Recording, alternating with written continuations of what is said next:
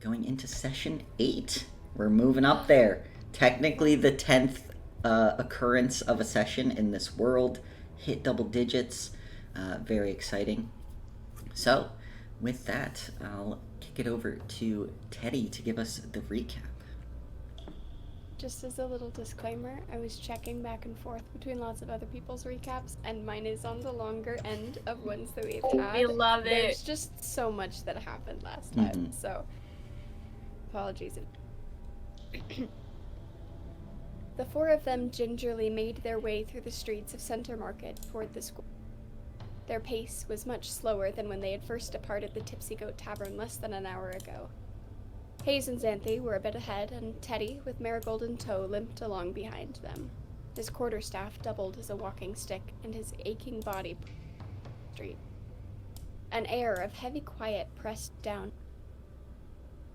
The tavern felt like days ago, and even the invite from Jaden felt like little more than a glazed-over memory. Flashes of grime and ash across their clothes, a stuffed fish for a Genasi child, Hayes momentarily getting buried under the rubble, and Jaden's smile cycled through his mind like the images of the walls on the tavern. The week had felt long in anticipation for the event and the potential to meet Law's father, but he had tried to keep himself busy between school and working the garden at the Malraki Villa. The others seemed to have done the same, with Xanthe preoccupying herself with her extra research regarding reclaiming gods, and Marigold and Hayes discussing flowers, perhaps elements for the garden. He only heard a bit of the conversation. He had even caught a glimpse of Marigold and Xarius out one night as he crept downstairs for a glass of water in the dark. Though they all seemed to be growing closer the longer they lived together, they also all seemed to be gaining a bit more independence. Teddy was relieved for this when he had set out on his own to learn more about his dream. It was uncommon to remember one so vividly, and even rarer still to be so disturbed by what he had dreamt up. The puzzle pieces of planar corruption, his inhabiting another's body, learning and knowing things he shouldn't know, all made him feel uneasy. Regrettably, the dream reader he had found didn't bring him any comfort. He thought of the cards that had called to him, omens of the past returning, hopelessness and surrender, and an impending powerful magic, whether his own or an external force. He really had hoped that he would learn it was nonsense, that people dream of things akin to that all the time, that it didn't signify anything other than an active imagination. Her cryptic message at the end that the Forsaken's reign returns did little to help, and Teddy left feeling even more riddled with worry than when he... I'm regretting this sentence structure, blah blah blah. And Teddy left feeling even more riddled with worry than when he left, and with a hollowness deep within him. Should have proofread a lot more of the story. As he and his companions plodded along in the still night, Teddy thought back to the rest of the week. Perhaps he should have shared what he dreamed with his companions when he had the chance. Surely they would at least agree it was peculiar, but by the time he had worked up the courage to share, it was a whirlwind of preparation for the anniversary celebration, and the festivities swept that queasy feeling of unease under them. He had finally had the chance to deliver the plant to Jaden's squad, mostly to Jaden, though, and speaking with Carl Farrowmore had been enlightening. Each morsel of information he gained about his uncle seemed to leave him craving more, and Marigold seemed delighted to hear stories about her mother. A slight pickup in the breeze caused him to shiver, shaking him from his thoughts. His shirt, still sticky and damp with his own blood, clung to his skin. Though he had healed himself up, the sting of the creature's teeth seemed to linger. He took a deep breath and attempted to steady himself, forcing the dull throbbing of his chest to the back of his mind. He wished they had just stayed at the tavern, its hazy warmth and buzzing atmosphere a comforting place compared to the dark, quiet streets of Center. He and his companions had been sitting, enjoying their drinks at a table all their own, when Xanthe, curious about the dusk market, suggested they go to the schoolhouse to chat with her companion, Yenros. Of all the people they had met in their time in Old Haven, he seemed the most likely to know. Grabbing a bottle of wine for Hayes for the road, It wasn't too long after that things had gone downhill. A strange clicking and whirring came from Marigold, and everything got cold as the Shadowfell merged with the material plane. A heaping mass of mouth and eyes slouched towards them, bursts of magic erratically flaring. Both Marigold and Hayes had seemed frozen in place, and the latter took a blast of fire to the face. Xanthe had been blinded by a burst of light. Should he have stayed where he was? Was leaving his friends there to get closer the right choice? He thought about the cloud of spores he had sent after the creature as it had approached his incapacitated friends, the pointing finger of molding, necrotic energy bearing the same symbol he had seen in his dream. He had done his best, and though leaving his friends behind wasn't the ideal choice, he was able to do something. The next bit was a blur of pain, and loud and bright, and then so incredibly dark, cold. The feeling of cobblestones beneath his hands, wet with night dew, the melting ground itself, or most likely his own blood. The warmth of Hayes' hand and her healing. They had been the one to finish it off, to tend to Marigold when she had fainted, to lead them all to the schoolhouse. They had been the one to suggest sitting with her after she had run off. Hayes seemed so in control of the situation at nearly every turn.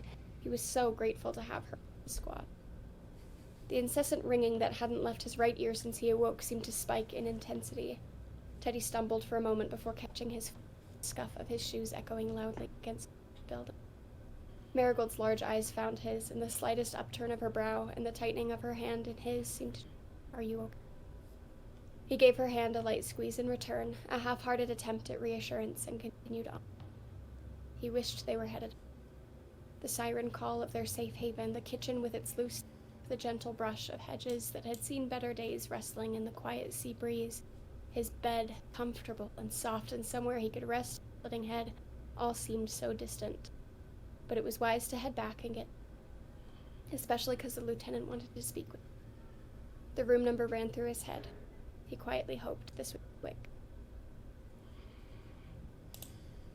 And scene. Hell yeah. Nice job. Thank you. So good. So long. I love to yap. As we come into the session, you all have just kind of made your way to the schoolhouse, and I believe you all are headed straight to Lydia. She gave you a room number that is like her room, essentially, in the schoolhouse. So am I mistaken, or is there anything else, or are you all headed to... I know there was discussion about infirmary or Lydia, so allowing this one we were last... going to go see Lydia first, and then Lydia go to first. infirmary. Okay. Right?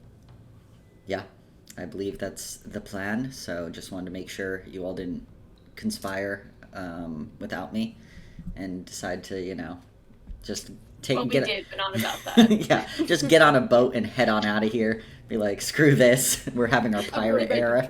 Yeah, I'm going home. Dereliction of duty. We've decided to give it all up. All right. Well, as you approach the schoolhouse in the early hours of the morning, a few rooms have lights on while the rest are silent. Most of your classmates and fellow volunteers are asleep. As you head up the stairs to the second floor of the dorms, you quietly search for the room number that Lydia messaged you. The red hallway lights giving a soft glow in the early morning to not disturb those with more sensitive dark vision. You find a door at the far end of the hallway, numbered 236, slightly propped open. You realize that this is the number that Lydia gave you, partly because my audio cut out, and I don't know what I actually said, but I feel like it might have been that number, or something similar. But yeah, you see Lydia's room, the door is slightly ajar, at the end of the hallway. Okay. I'll give like a little knock. Yeah. You knock and you hear from inside, you just hear, come in. Gonna go in.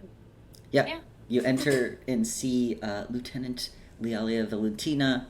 It seems she's at her desk, kind of working on a report. Who knows? It is like Saturday morning at 2:30 in the morning, and this woman's out here doing work, probably. The room is smaller than you would think for a lieutenant in the volunteers.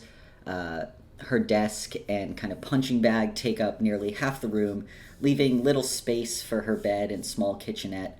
The walls are adorned with awards and banners, including what you recognize, Teddy, as a stylized pennant of Tratus. But as you all enter, can you all give me a little description about how you all look right now as you walk into Lydia's room? Who wants to start?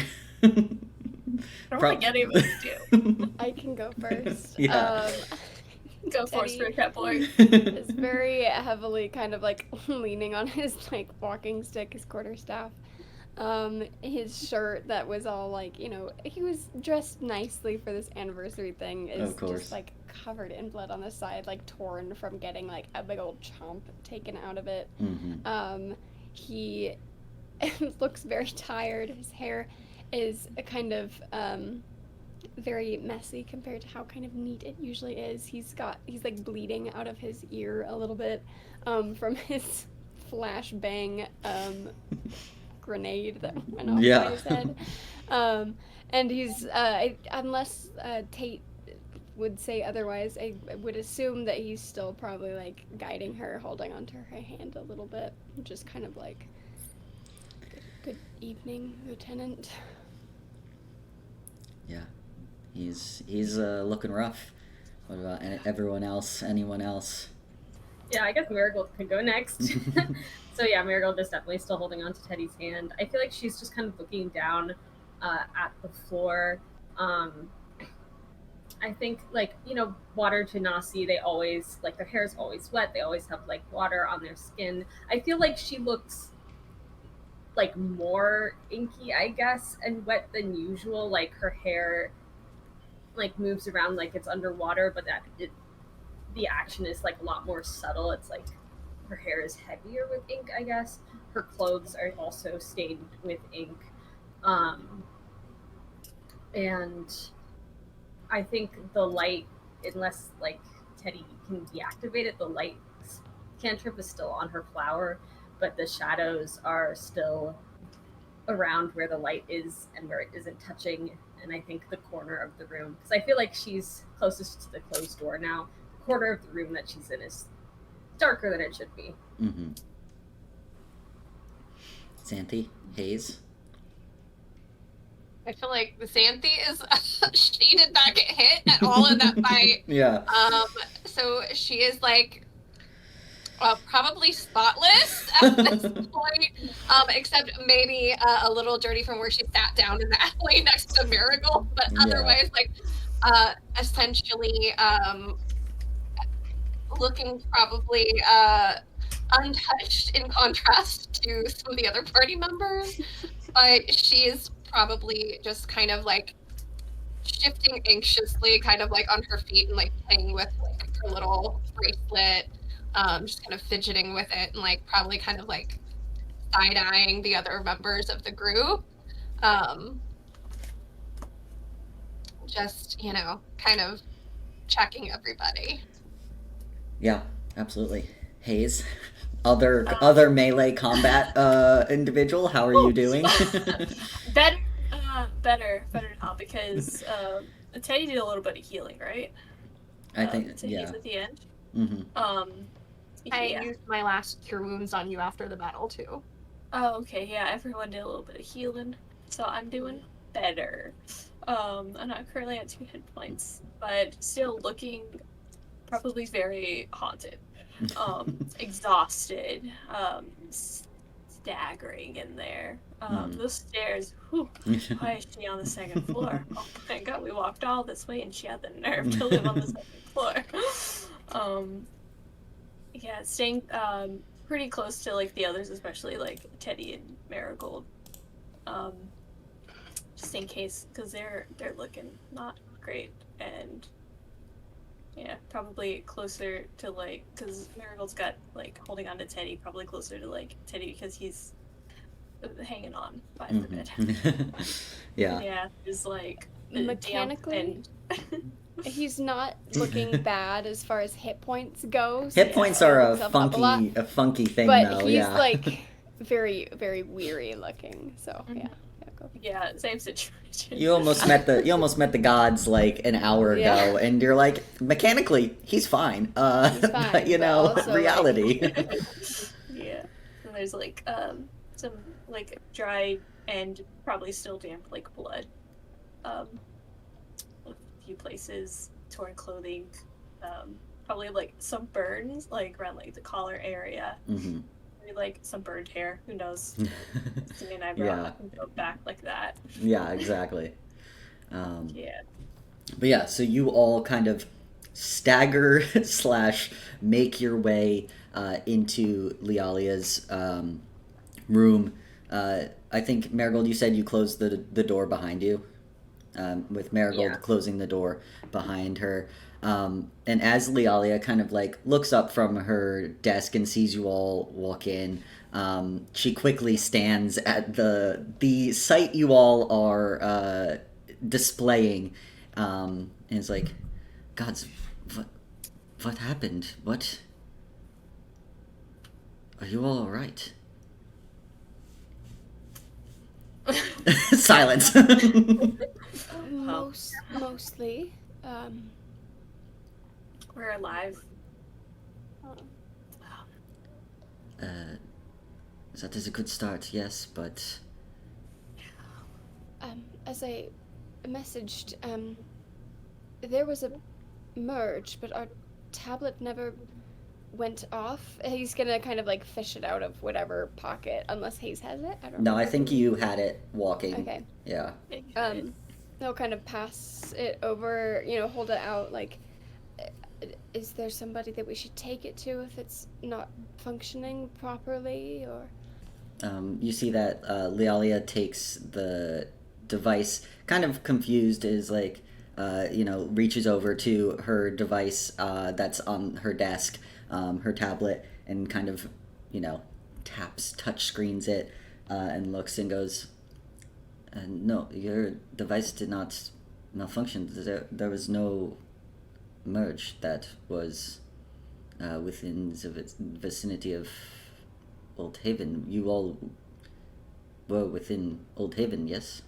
Yeah. Yeah. We were A between giant here and monster just came out of nowhere. So if it wasn't a merge, concerning, no? It was We've between seen... here and the Tipsy Goat Tavern. We're on our way here from there when it happened. Oh, in Center Market, was there any civilians involved, or? No. Not that we know of. That is It was good, like at an least. alley, and it just like the air swirled, and then this disgusting monster with eyes and a lot of mouths just came out of, just literally just like came out of the air, just like thin air. We've seen Shadowfell merges since being here. It got cold, as was mentioned. The colors seemed to disappear, and there was some weird things that, last time it happened, we didn't really encounter or face anything, but this time it seemed strange, like we were moving quicker, faster than we thought we would. It was definitely planar in origin, but perhaps just a very small area. You see, as you kind of describe the effects of the planar merge, Lialia, who's holding both of the tablets, kind of drops yours and takes a few steps back, face pure white with whatever you just described, and is like, "Do not jest with me. What happened? Say again. What were the effects of the plane?" Well, time got weird, right? It just didn't seem like things were, I don't know.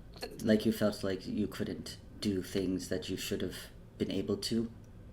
Oh, yeah. You guys were paralyzed for a while, and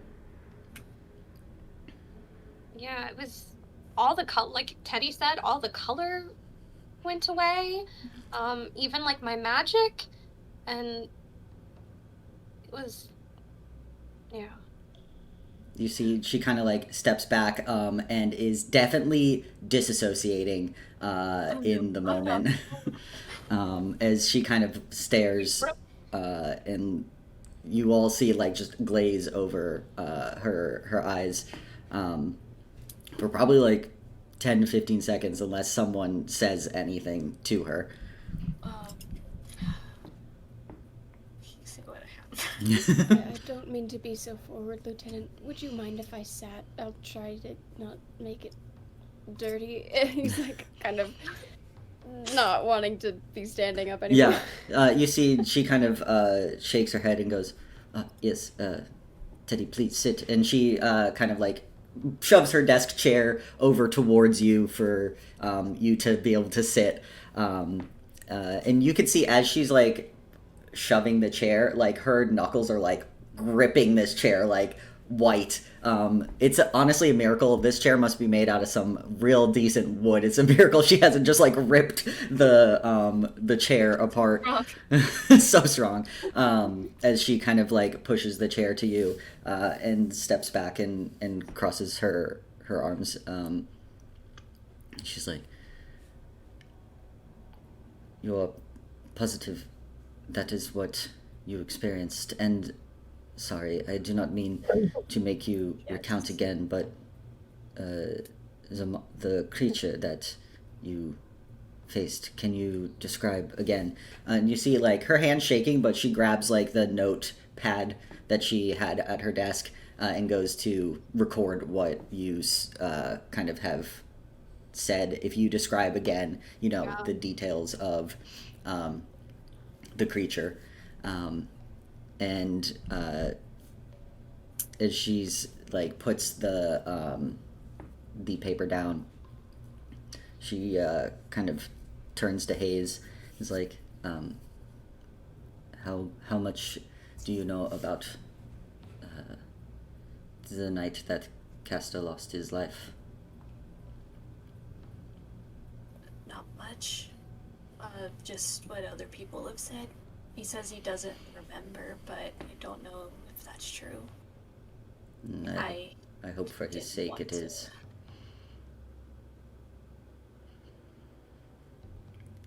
Is that what happened?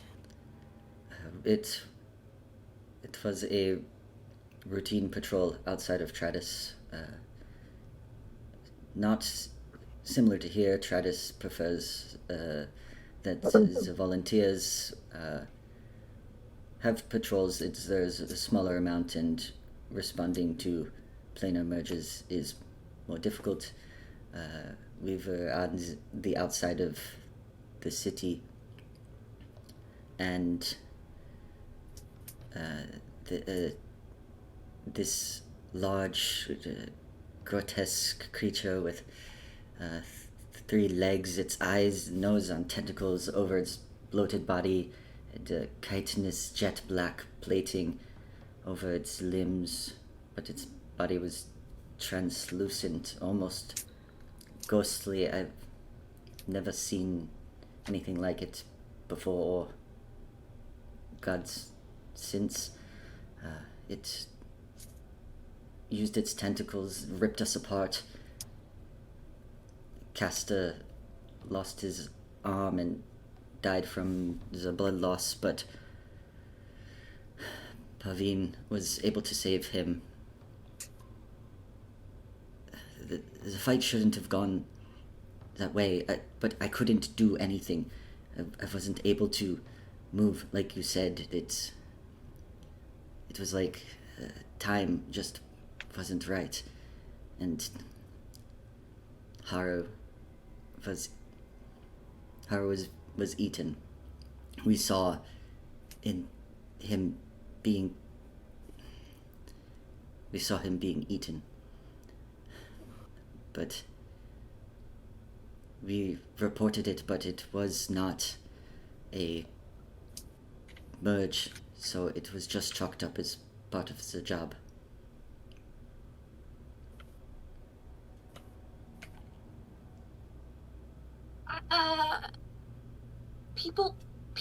People getting eaten is part of the job. Oh God. Okay. If it's part of the job, that's not right. Just be passed over like that. You see that Lealia kind of like gathers herself, having to be now a lieutenant, and is like, yes, it happens. We are the line of defense against these creatures, these monsters, anything that comes through from the plains. That is what you signed up for. And I'm sorry if this is how you've found out. But you're right. They did not do much of anything to validate the story or see what happened. And for us too. No, it was not when there was a merge, but it certainly felt like one. Well, then if this is the second time that something like this has been reported, then it's likely that there is something going on. Potentially something worth investigating. I think Marigold very quietly says, "This is the third time." You see that as Marigold says that, Lealia kind of looks up at you. It's like, what are you saying, Marigold? What year is it?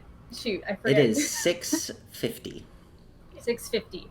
Marigold would say, there should be a report by Lark Cirrus for the 5th month, 26th day, year 1640.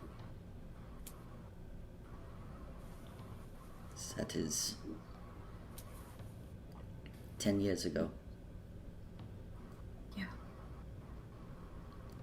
5/23, 640 is when Castor lost his life, and Haru.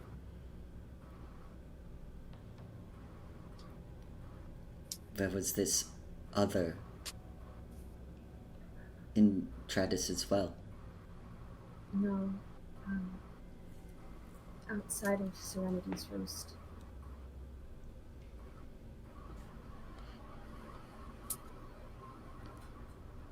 And it was reported by a lieutenant. I don't know if Lealia knows if that's related. If she's related. It just occurred to me. She might. You know what? Lealia spends a lot of time fucking writing reports. I'm sure she's come across the name, even though the last name is different. Roll for it. Roll for it. Actually, yeah. Let me roll for it. I forget. I'm a DM. I can also roll my dice. Yeah, you're... Yeah. That was a 17 on the die. I'd say Lealia is aware of some family lineages that have occurred in this group specifically. But goes... Then... That would have been 2 reports within 3 days, but it is possible that it was not even noticed. The reports are collected per city, and Serenity's Roost, it doesn't really have a reporting system as in-depth as the other 4 cities.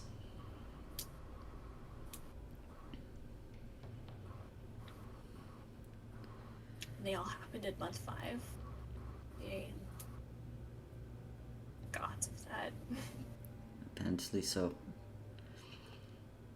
And now this How do we one know it as hasn't well. happened somewhere else with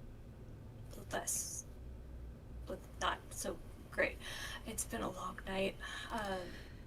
Yes, not you all should. Reporting systems. You all should not be between now and then. worrying about this. You should be at the infirmary. You should be getting checked out. This is far beyond what you should be worrying about right now. And then she looks and she's like, personally looked Teddy, a lot worse are you bleeding from than, your ear? He kind of like we've had the chance to heal up. This is after you've Some. healed up? That does not instill me with a lot of comfort. You should be at the infirmary now. It is late. There will be time for more discussion after. We were just What do worried that other people might, that maybe it wasn't just that one monster, you know? And if other people didn't have warning. That is commendable. I will. You see, Lealia grabs has her tablet, realizes she dropped yours, picks it up, and kind of holds it back to whoever's closest, probably Xanthi or Hayes at this point, as Marigold and Teddy have been like a little bit farther back. Xanthi will grab. Xanthi. Like, she doesn't need to hold anything else. She's just holding herself up. Yeah, there we go. Yeah. So strong, though. You see that Leala goes, I will contact some of the senior volunteers that are currently on duty, and if you give me the exact street crossroads, I will send someone within the vicinity. The only good thing I can say is that if these are similar to what I experienced, it was a small area, so the likelihood that others were brought into it should be slim. Yeah.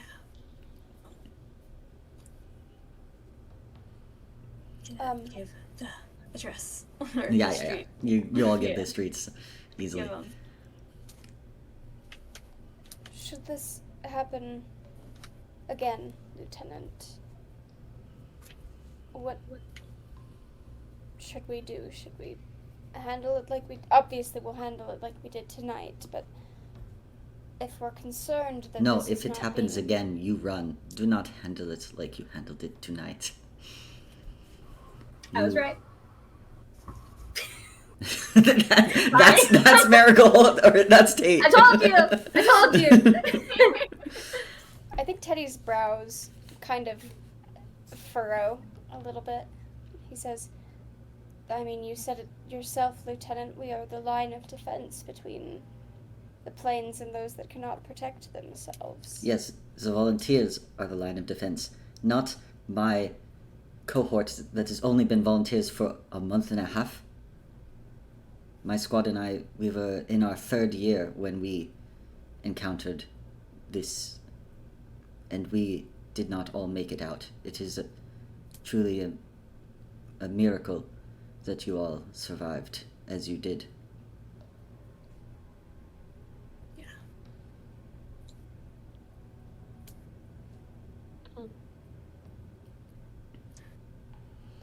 Understood.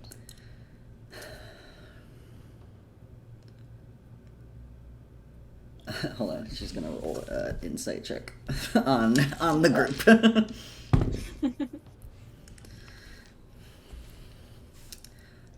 You see, she kind of softens up a bit, and is like,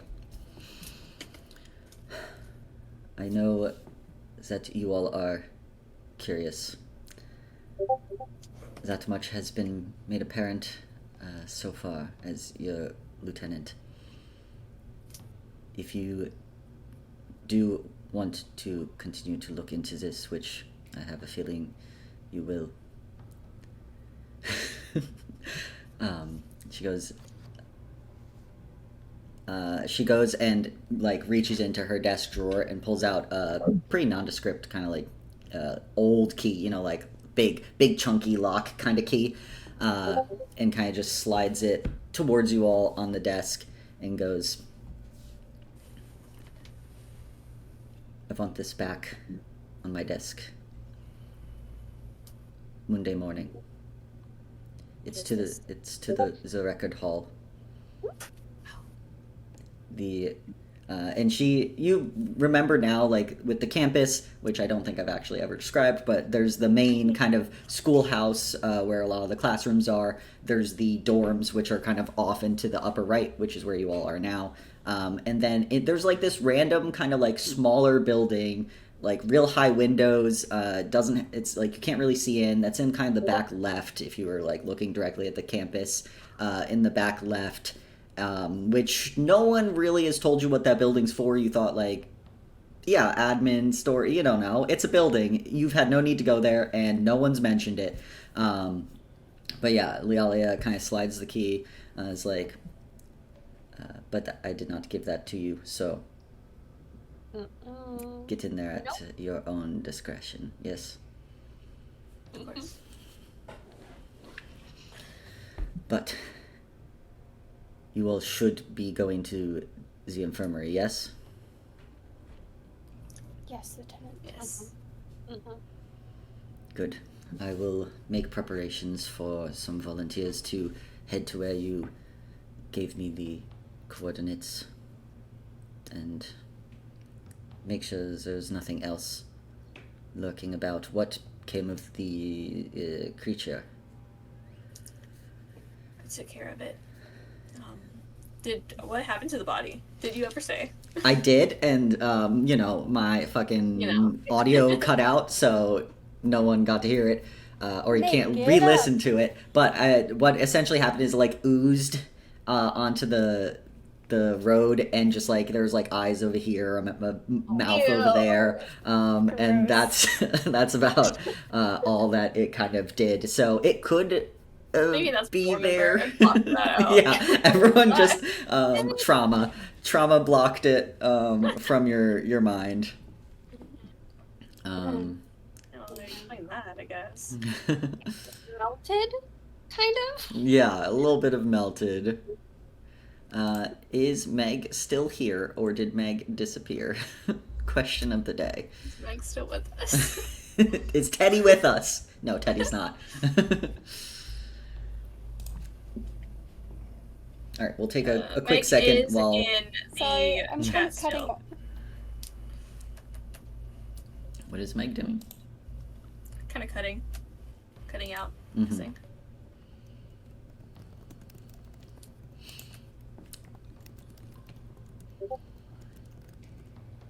Okay, I think I'm back. Can you hear me? Can hear you. I can't see you in my camera view, but Oh, mysterious. I can see you, Meg. I can't either. Let Weird. me I see. can. I'm gonna try and just close out of some extra tabs and stuff. Are you to refresh Yeah. video? maybe or rejoin the. Yeah, if I Link. just refresh it. Mm-hmm. Sure.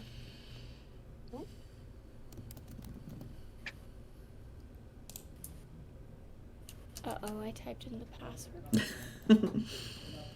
How did you type in spring wrong? I'm silly. Okay. All right. Yep, I can see you. I can see, Okay. can hear. All right, we're back to it. So yeah. Sorry, you asked me a question, but I only heard that you were talking to me, and then I was like, huh? I think I just asked if you were still with us. Oh, Yeah, yes. because I saw you like just drop from the call before your audio dropped, and I was like, no, Meg's leaving. Yeah. Okay, so Okay, yeah, okay. the lieutenant just gave you all slid this key, didn't give it to you. You just happened to find a key. Yeah, who's picking up that key? Who would like? Marigold's gonna take the key Marigold takes the key. with her little squink. I don't know why.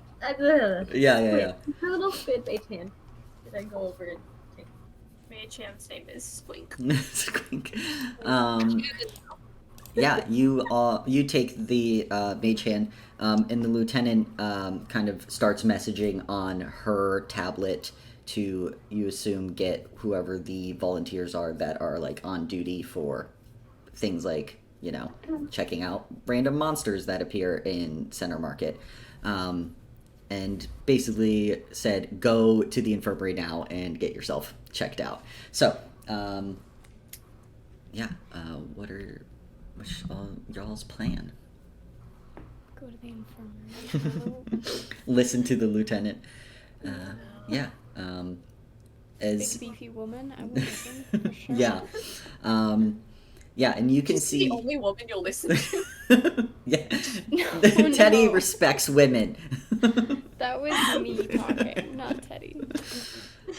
But yeah, as you all like kind of turn to leave, you see now a lot of the scarring that Lialia has across her body.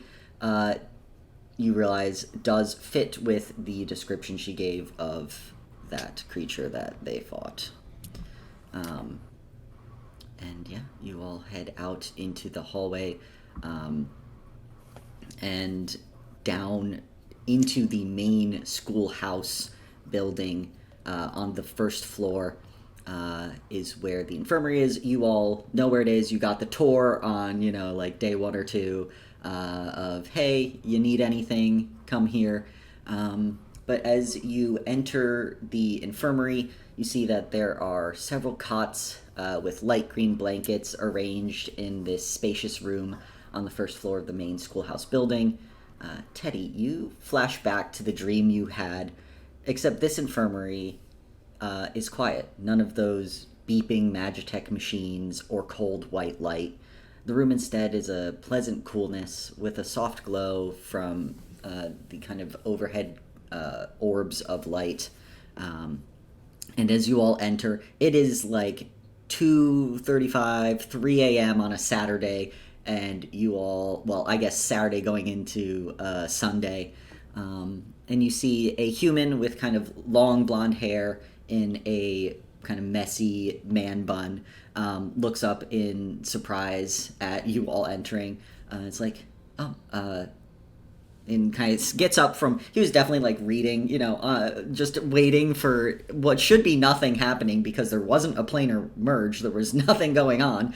Kind of looks up as like, wow, okay, no, please, come in. How did this happen? It's not important. I can take care of it. Please, sit. Whoever needs healing, or I see some of you are a little worse than others. We did the best we could to heal ourselves, but there's no harm in making sure we're okay. No, absolutely. That's good. That's what we're here for. Please sit. And gestures to kind of like 2 of the cots for mostly Teddy and Hayes, as you two have the most visibly looking injuries on you, and goes. I'm gonna look at Marigold instead. Do you need to lie down? I mean, I feel okay. You sure? You did faint. Yeah. Are you? Do you think it was just the stress? She just shrugs her shoulders. You can kind of tell she's like not really fully listening to you all. And I think she just like resignedly just sits on one of the cots as well. Yeah. To get checked up on. Yeah, you see that the human this young human man goes, we have plenty of cots. If you all need a cot, that's okay. I will just, who needs the most immediate medical attention? And then he kind of looks at Teddy. Is like, you might have a head injury, so if you don't mind, I think I'll start with you. Your name? Sure, yeah. Theodore Lockhart. Call me Teddy. Teddy, Shinzo. Nice to meet you all. Are you first years? I don't think I know any of you. Haven't seen you around much. Oh, okay. Great. Well, welcome to being a volunteer. Okay. And he goes and kind of does, starts doing a little bit of medicine check on Teddy. I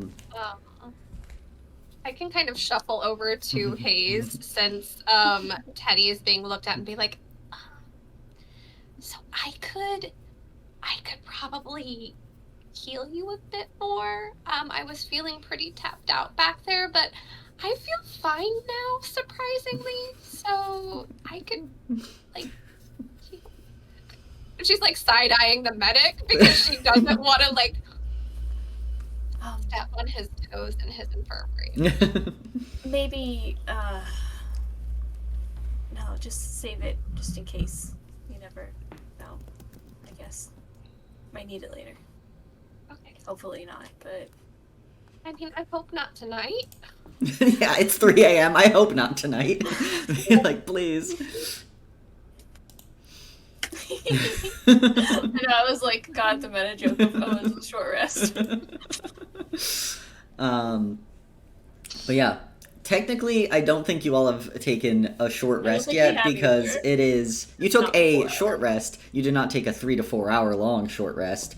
With But our you level up, did level up, so it's a bit funky of that's video true, gamey that's true. rules because that is true.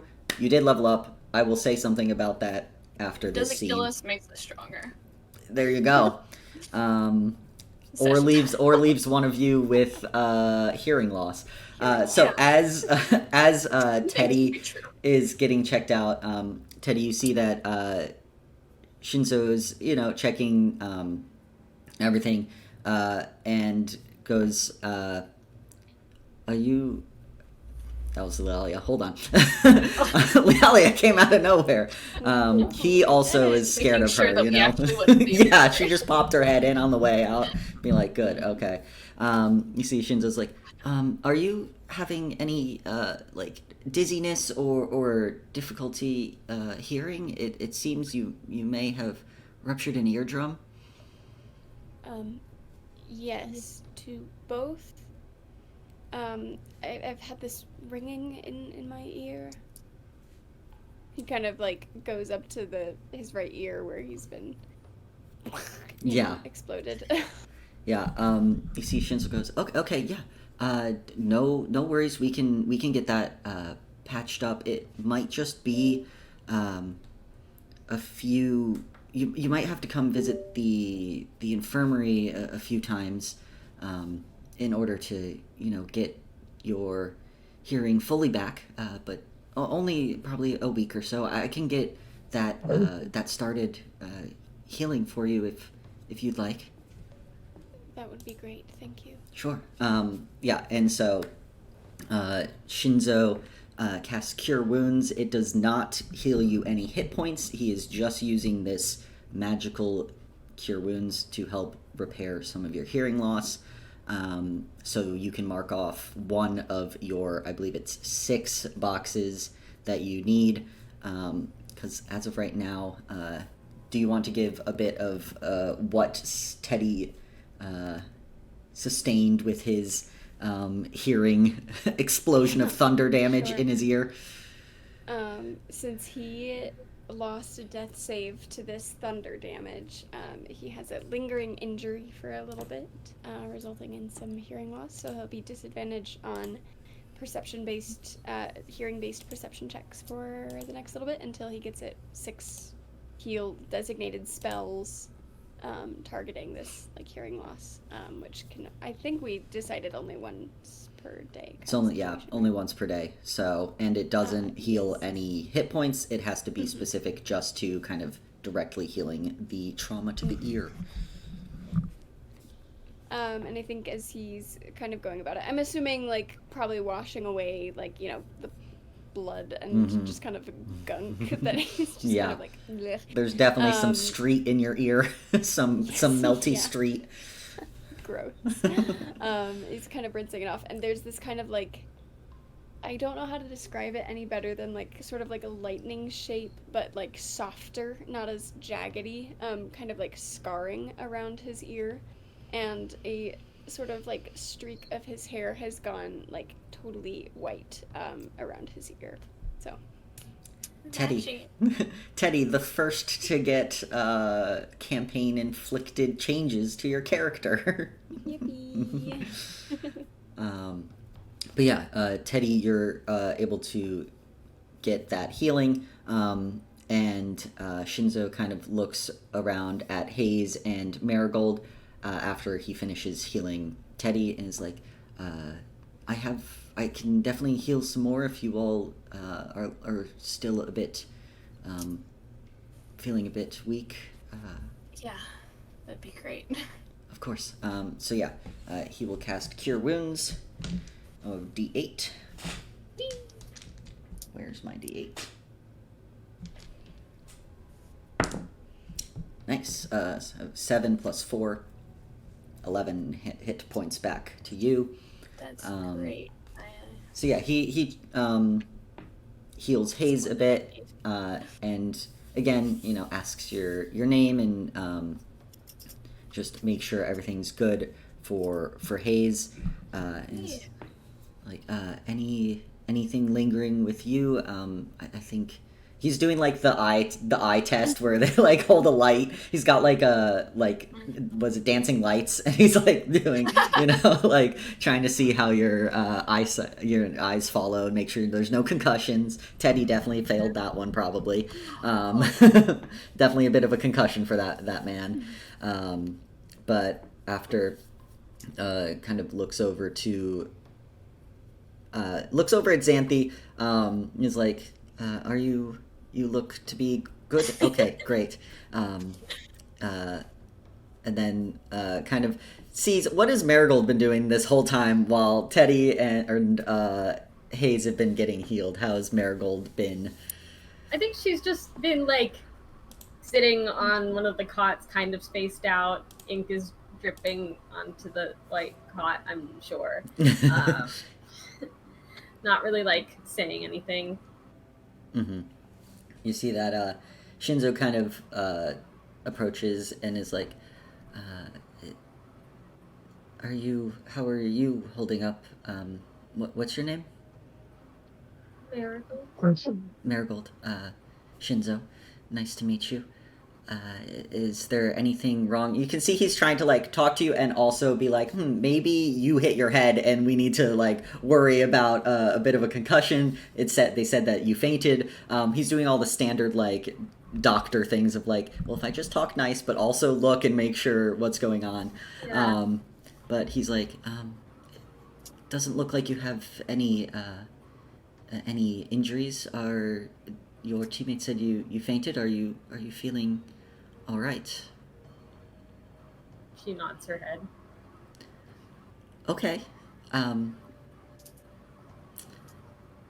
He's like, that's not convincing, but I can only doctor you as much as you want to be doctored, so you don't have any obvious wounds that he can see.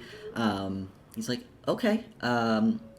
Well, you all are. Do you live in the dorms, or will you be heading back to your sponsors tonight? I'll look around. You can also rest here if need be. That's completely fine. No need to head out if you're not able to make the trek there.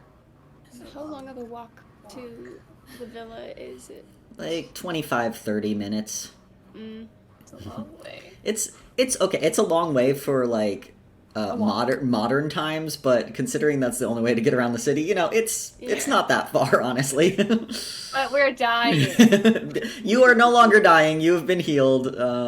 It just depends. Do you want to have any conversations with Shinzo just like reading his book in the corner, or do you want to, because he will be here as he is the nurse on duty. That's fair.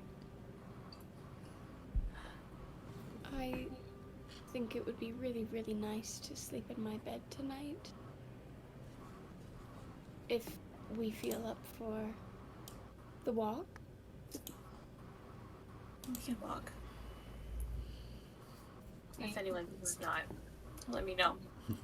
I can carry you. Well, maybe not you, Teddy. Sorry. The one person who might need it. But you can. You're just so big. So tall. And I'm just so feel like little. you just use your wild shape if you have the energy for it. I'm pretty spent, but I'll be fine. Okay. Thank you. Yeah, That was Yes. nice Thank of you. you. Very much. of course. Thank you. Yeah, just Teddy, make sure you come back this week to get that taken care of. There'll always be someone here, though probably maybe try to come in, during regular hours. Not that there's anything wrong with right now. I know you all just got in a fight, maybe, or we're doing a job. Well, it doesn't make a difference to me. I'm just here to make sure that you're all patched up. And he goes and gets like a little package of like gauze and like a gauze, some Goodie bag. ointments, whatever mundane stuff, Do we get and stickers kind of on hands the it to you, Teddy, to be like, just keep this in case the magical healing should keep most infections at bay, but it can't hurt to also do things the mundane way. Thank you.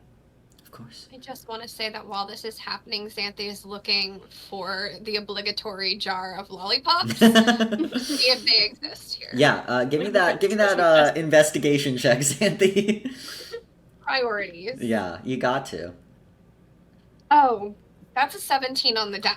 17. If they're here, she's gonna find them. Yeah, Teddy, you catch out of the corner of your eye, because you're tall, like sitting even on the bed, and you can see over a little bit over Shinzo's shoulder, and you just see Xanthe like wandering around the desk where Shinzo is reading, and like reaching into a jar and grabbing like lollipops from this jar. Yeah. Absolutely, I am. Great. What would I need to roll to like try and get like a grab one for me kind of look? Yeah, roll a. Is that performance or is that like? It's like a reverse insight. I know, right? Yeah. Roll performance. Xanthe, roll an insight to see if you catch Teddy's wandering eyes. kind of like favorite sleight of hand too, if you think about it. 12? 12, okay. Insight is +6. That's a 12 as well. Okay. You're getting like the lollipop, then you like start to walk away, and then you look and you see like Teddy being like like, give me some. And then you can go back and get one for Teddy and the rest of the group if you so choose. Nod, and then like go back. And she does grab several. Gotcha. Shinzo not hear this? Shinzo's Lay busy. it on the jar and Shinzo's rustle it. giving Teddy directions on what to do with the gauze for his ear. Also, he might not care because it's not there for him. He might very specifically be like, "This is totally fine." That's what they're there for. Like blatantly come back in front and like with pass a lollipop to every Great. single one of you. Yeah, perfect. Yes, you all have a lollipop, and unless you have anything else for Shinzo or anything else for the infirmary, you're able to head to the villa if that is where you choose to be going. Were we still gonna talk to Yenris while we're here in the schoolhouse? Oh, I didn't think I think you we guys should felt save up to that for another day. You just all show up to Yenros's door like fucking all fucked up, be like, "Hey, you know where the Dusk Market is?" And he's gonna be like, "What are you doing?" Still up, maybe. And tomorrow, it's probably fine. Yeah. Maybe go take a bit of a rest. But So true. Yeah. You all head out from the schoolhouse into kind of the deep purple of the spring evening. And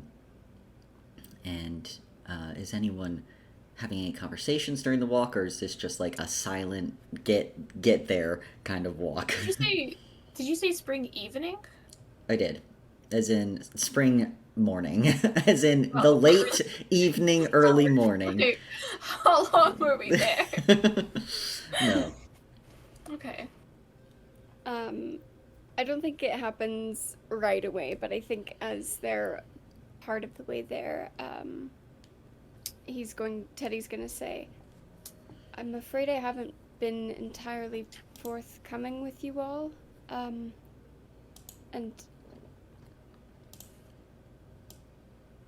it sounds strange and it sounds odd, but I can't stop thinking about it, and after this evening, especially, I feel that it is something that I ought to share with you all. Not too far into our first month here, I had a strange dream, and I know some people feel strongly about dream interpretations and all of that, but it's never been something that I've really read into all that much. But this was different because it was not me. In the dream, it was somebody else. I was seeing something that presumably had already transpired. The day that I was asking about planar corruption, I had never heard that term before until this dream, and I saw what I believe to be an ancient city called Ioneus. I went to go get it discussed this week with somebody who claimed to be able to read them, and though I was hoping to have my mind put to ease based on tonight and based on what it was that she said, I fear that there may be something larger going on outside of what we know and what we can understand at this point in time. She said something about... I'm like pulling up my notes. 1 second. Where did it go? Come back. Come back. Come back to me.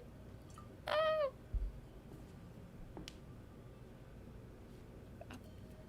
Okay. Something about a past influence returning to give aid, which seems promising. Giving into hopelessness and surrendering to a terrible fate.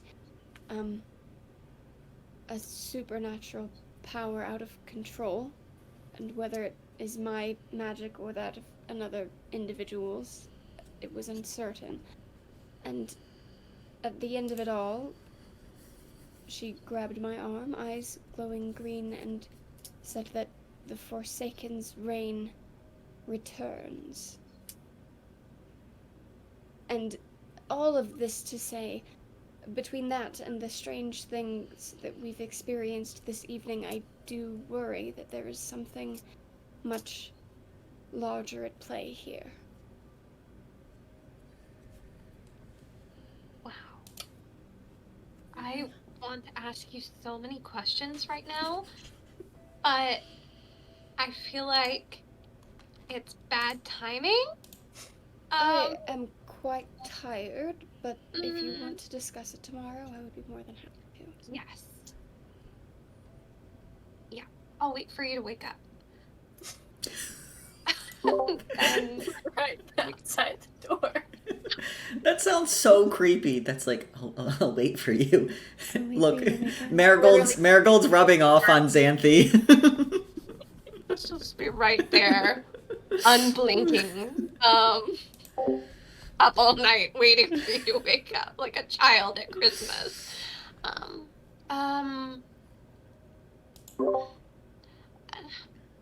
That's super. Yeah, I can see how that would be concerning. Well, and I didn't even think that it was worth mentioning until this week, but I'm sorry I didn't say anything sooner. Perhaps we would have been more on guard and more prepared to deal with whatever it was we saw tonight. Oh, Teddy, you couldn't have predicted that meant that a giant eye mouth monster was going to come out of nowhere. It's okay. We'll be okay. She just kind of looks at everyone and she's like, this is fine. This is going to be fine. We're all going to be okay because we are smart and we are capable and we are, capable of doing whatever we set our minds to. So we'll figure it out. Yeah. Mm-hmm. Yeah, sure. More than anything to believe that, and I'm going to try to, but all we can do is our best.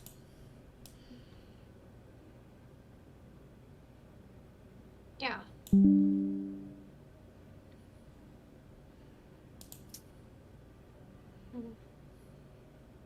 I don't think Teddy has a whole lot else to say on the rest of the walk back, but I'm curious, is Marigold kind of trailing behind? Is she needing more kind of guidance, like on the way there? Like, what is kind of the vibe with her? I think she's just kind of trailing behind. Mm-hmm. Yeah. Yeah, if she's okay with it, Teddy will again kind of like steer her and just kind of guide her, and however she seems to respond to. Yeah, she'll let Teddy guide her. No Genasi left behind and all that. No. But yeah, as Teddy kind of lets you all in on the dream that he saw nearly a month ago at this point, and learned more recently more about, you make your way through the kind of cool morning. There, is that better? The cool morning. You can feel that the kind of dew is starting to gather on the cobblestones. And for a second, it kind of freaks all of you out as you go to step and you have a slight slip and you're like, uh-oh, not again. But then you're like, oh, it's just water. It's okay. And you make your way back to the villa, through the gate and to the guest house. As you pass the main estate, the main building of the villa, you see that all the lights are off. This is probably one of the latest you all have been, like, returning home from something. You goody two shoes. You gotta be home, ready to go to bed, so you can be ready for class. And Thank God we're not on the Sunday schedule. yeah, you at least have a full day to recover and get ready, because you need to return that key nondescriptly to Lialia by Monday morning. But yeah, as you all kind of head to your rooms, we might just do unless anyone's having any conversations with each other, which absolutely valid. Otherwise, we might just do a quick, like, what's your character feeling, thinking, doing as you get ready for sleep. So let me know if there's any conversations that anyone wants to have, or if you're all are going to save that for a more awake morning time. I think Teddy's pretty determined to get in bed as soon as possible. Teddy's like, I want my bed. I think he'll wash up. I don't even know if he'll go like full bath or shower, but maybe just like scrub up in the sink. Mm-hmm. I think not in like a mean way, but he's definitely like turned away from Hayes in his, not in a mean way. He just needs some time in his bed and kind of just like, conks out. Mm-hmm. So. Yeah. We'll continue with this room then. What's Hayes doing, feeling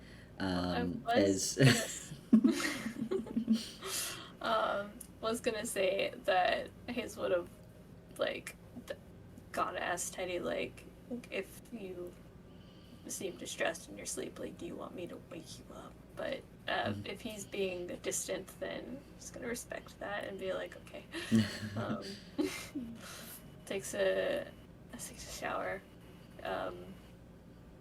Sees if any of like the happenings, effects of like if there's any like anything that like was happened to like human self that also like transferred. Yeah, gonna get into bed and Yeah, what's try Hayes? to What's sleep. Hayes thinking about? Oh god, so much, so much in everything, and trying to think about nothing and failing very hard about it. Mm-hmm. Don't know how much sleep they're gonna get tonight. Those people don't. Yeah. Thinking about everything that Lialia said, about everything that I saw tonight, and hopefully, but probably, or no, hopefully not, but probably will see in the future, because, oh god, this is a thing. Yeah. Yeah. The as the candle dims in one room, we go across the hall to the other. Xanthi, how are you holding up? You're fine, right? Everything's fine. This is fine. Hey guys, just gotta stay positive, right? Think happy thoughts. I think she's probably very like discomfited by the kind of the overall tone and emotion of like the rest of the group is like given off beeping. So I mean, I think she's probably like now that like it's just her and Marigold in the room, I think like after she probably kind of like quietly trying to be like tone down her normal exuberance, reading kind of everyone's emotion, but she will, after she's like changed, I think she kind of would like look over to see how Marigold seems to be doing and if she seems to be kind of in the same state that she's been in. And if so, I think she probably would kind of like semi like awkwardly like shuffle over to your side of the room to be like, are you gonna be able to sleep, you think? So in the meantime, yeah, Marigold, like once she went into the room, she pretty much went straight over to her bed and like laid down on top of the covers. And she's grabbed Crouton, her stuffed lobster, and is giving Crouton a very good cuddle. She's just like kind of curled up, and like I think all of the lights are on her side of the room, but in spite of that, her side of the room is still dark. And inky shadows like crawl on the surfaces of different pieces of furniture, regardless of where the light touches. Yeah, and Xanthi, as you kind of step towards and like whatever threshold that there's kind of where the shadows are, you immediately feel like the room is like 20 degrees colder on that side. Very reminiscent of something earlier in the night where the temperature dropped rapidly. And like, yeah, Marigold sleep's a bit weird. This is, but this is some extra levels of shadow and just inky weirdness that you have probably not seen since you all became roommates. And I don't think she says anything back to Xanthi. But I feel like at this point, Xanthi might not be able to tell if she's already asleep because she's seen her sleep with her eyes open. Fair. I think like Xanthi like probably kind of side eyes the shadowy bits of the room and is like kind of like takes a gulp and like steels herself to like move further in, and she'll stop for a second, go back to her side of the room after kind of glancing at Marigold and not being able to tell if she's awake or not. She'll go back to her side of the room and she picks up the woven blanket that's on her bed, which her dad made for her. That is kind of all the colors of a sunrise that he made specially for her. And she'll bring that over and she'll kind of like try to be very quiet, like very tiptoe, and she'll just kind of like seeing that you're on top of the cover, she'll cover you up, and she's going to take the book that you had lent her and told her to read, and she's going to kind of just like sit down for a bit, and she's going to do what her dad would always do for her whenever she had like a bad day or was upset, and she will start reading kind of quietly because she doesn't want to wake you up if you're asleep, but she'll like start reading aloud the book, and it's not the reading material she was read, but like she figured you would probably appreciate this more than like whatever textbook that she was read to sleep with. So That's so cute. That's so for a sweet. bit till she's gets too sleepy herself, and she'll she could probably sleep anywhere, so she'll probably, she's like, I imagine like sitting like on the carpet, like on the floor, like next to the bed, and she'll probably just kind of like lean and fall asleep probably there, like as she's like trying to read the book. Oh, I think Xanthi can tell that Marigold's awake because like after Xanthi like puts the blanket over her or the quilt and like sits down and like goes to start reading, Marigold kind of like pulls it up over her shoulder a little bit more. I feel so bad because after tonight, this quilt's not going to resemble a sunrise anymore. She can clean it. She's no magic. That's true. Girl. That's Yeah. good. That's good because it's going to be stained. And I think Xanthi will see Marigold eventually fall asleep with her eyes closed. Ooh, Wow. I knew Sleep with her eyes closed. She's not gonna always sleep with her eyes open. Well, Xanthi's not a creeper, so she wouldn't know that. She didn't stare at you sleeping. That's fair. I think like if she saw you kind of like shift, she'd just kind of like not let on that she knows that you were awake, and she'd just kind of like smile a little and like read a little bit more. Oh, Cute. yeah. Well, as evening comes to this household, Teddy, can you give me a wisdom saving throw, please? Is there gonna be another dream? Oh no. Oh no.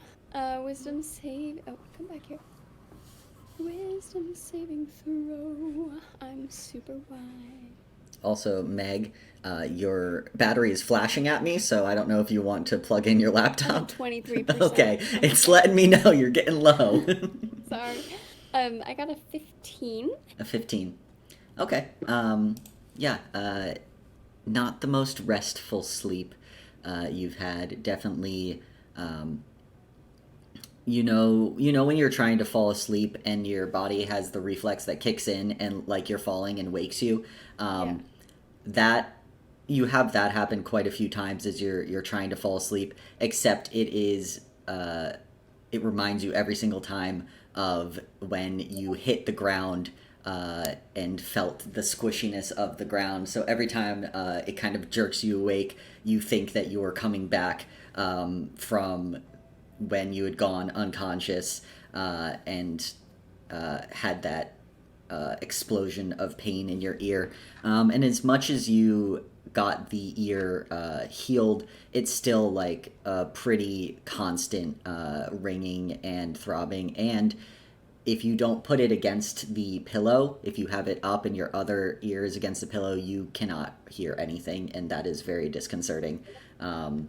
It's not even like, oh, there's no noise happening. It's just like ringing white noise. Not the greatest. I think that after a couple of goes of that kind of like sinking feeling, he'll probably get up and go downstairs and sleep on the couch that is not quite as soft and squishy as his bed. Yeah. And just sleep out there instead, in the hopes that that is less confusing for his brain than the bed. So. Yeah. Well then, you all can officially hit the short rest button, which means with that, you all have also officially leveled up to level 3. You did technically level up after the end of last session, which means with level 3, you all have now unlocked, especially after that fight, adrenaline critical. So again, this is something that you all might know from when you played the more senior volunteers. But basically, before you roll, you declare that this attack is going to be an adrenaline critical. So as long as you hit that creature, it is a critical hit. And if you don't hit, either way, you take 1 level of exhaustion, and all attacks against you have advantage for the rest of the round until it comes back to your turn. But you do get that crit, and it could be what you need to turn the tide of a battle. There's really no minimum amounts that you could do it, other than the fact that eventually those levels of exhaustion will catch up to you. They only reset on a long rest, and it's only 1 level of exhaustion taken down per long rest. So be judicious with it, but also you have it. And so with that, as we bring ourselves to the next morning, I need, who has not rolled a D100 for a planar merge? I have. You have. Has anyone else for a random I think planar merge? Sarah has, because she was confused on. Yes. Okay. She didn't So have a 10. She yeah. rolled a So 20. Teddy, or Sarah or Meg, who would like to roll a D100 for me? Roll I your don't fate. have actual dice with me right now, so Okay. it would be more fun for somebody who does. Okay. Go ahead. I don't know if I rolled one or not. Go ahead. Roll one. I'll roll it. 41. 41. Okay. Yeah. So as you all get some rest, probably sleeping in, the next morning, you kind of hear also as you wake, it is extremely windy. Whoever has the tablet, which I think at this point is Xanthi, you get the notification that goes off around like 5:30, 6 a.m. You're like, damn it, I should have silenced it. You can't silence the planar merges. It is a plane of air merge. Again, no other notifications, no like panicked messages. This just seems to be, it's going to be a real windy and kind of bright blue day. You can see, like, as you wake, like, the light that filters through is a lot more of that neon blue, and you can hear the wind rattling kind of the outside shutters of the house and the roof. And as we go to pick up with you all kind of coming out of your sleep, your slumber, we'll take a quick break and come back to it. As morning and probably late morning kind of comes to you all, there's the windiness of the day. We'll get a little less depressing music, maybe. Maybe we'll see. But yeah, the wind is going. It seems that, as far as you can all tell, for this plane of air merge, it's going to be mostly just weather related. A lot of wind. A lot of kind of debris being blown about the city, but nothing as crazy as what you experienced last week. So yeah, you all are free to wake as you would and go about whatever it is your plans are on this Sunday in month 5.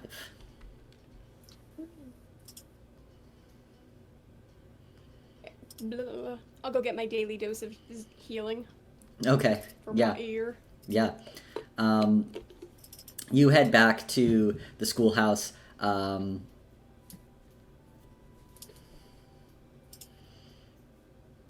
Actually, you might have to wait a full, because it was technically like, yeah, you might have to wait till Monday because I'll you just got go healed on before Sunday. after Yeah.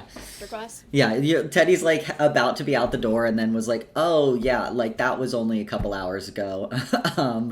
And then, yeah, but able to be up and about. You did take your short rest, but a lot of you did not have the best of sleep. But yeah, let me know what you all are doing, what the plans are. Well, I mean, I think Xanthi, like, fumbles for the alarm slash tablet, and kind of groans from the floor, and gets herself up and probably goes to wait for everybody, like in the common room to see like what everyone's going to get up to. But so when the tablet goes off, it's not like a call to like do anything. It's just like an alert, like FYI. Yeah, it's an alert. It happens for anyone who has a tablet. So any like citizens that also have tablets, which would be probably some of the more like upper class, might have one per family. There's again, if you go into the kind of living room of the guest house, you see that in the corner that there's that little like hologram essentially that is displaying the plane of air symbol as well, showing that it's there's a current merge.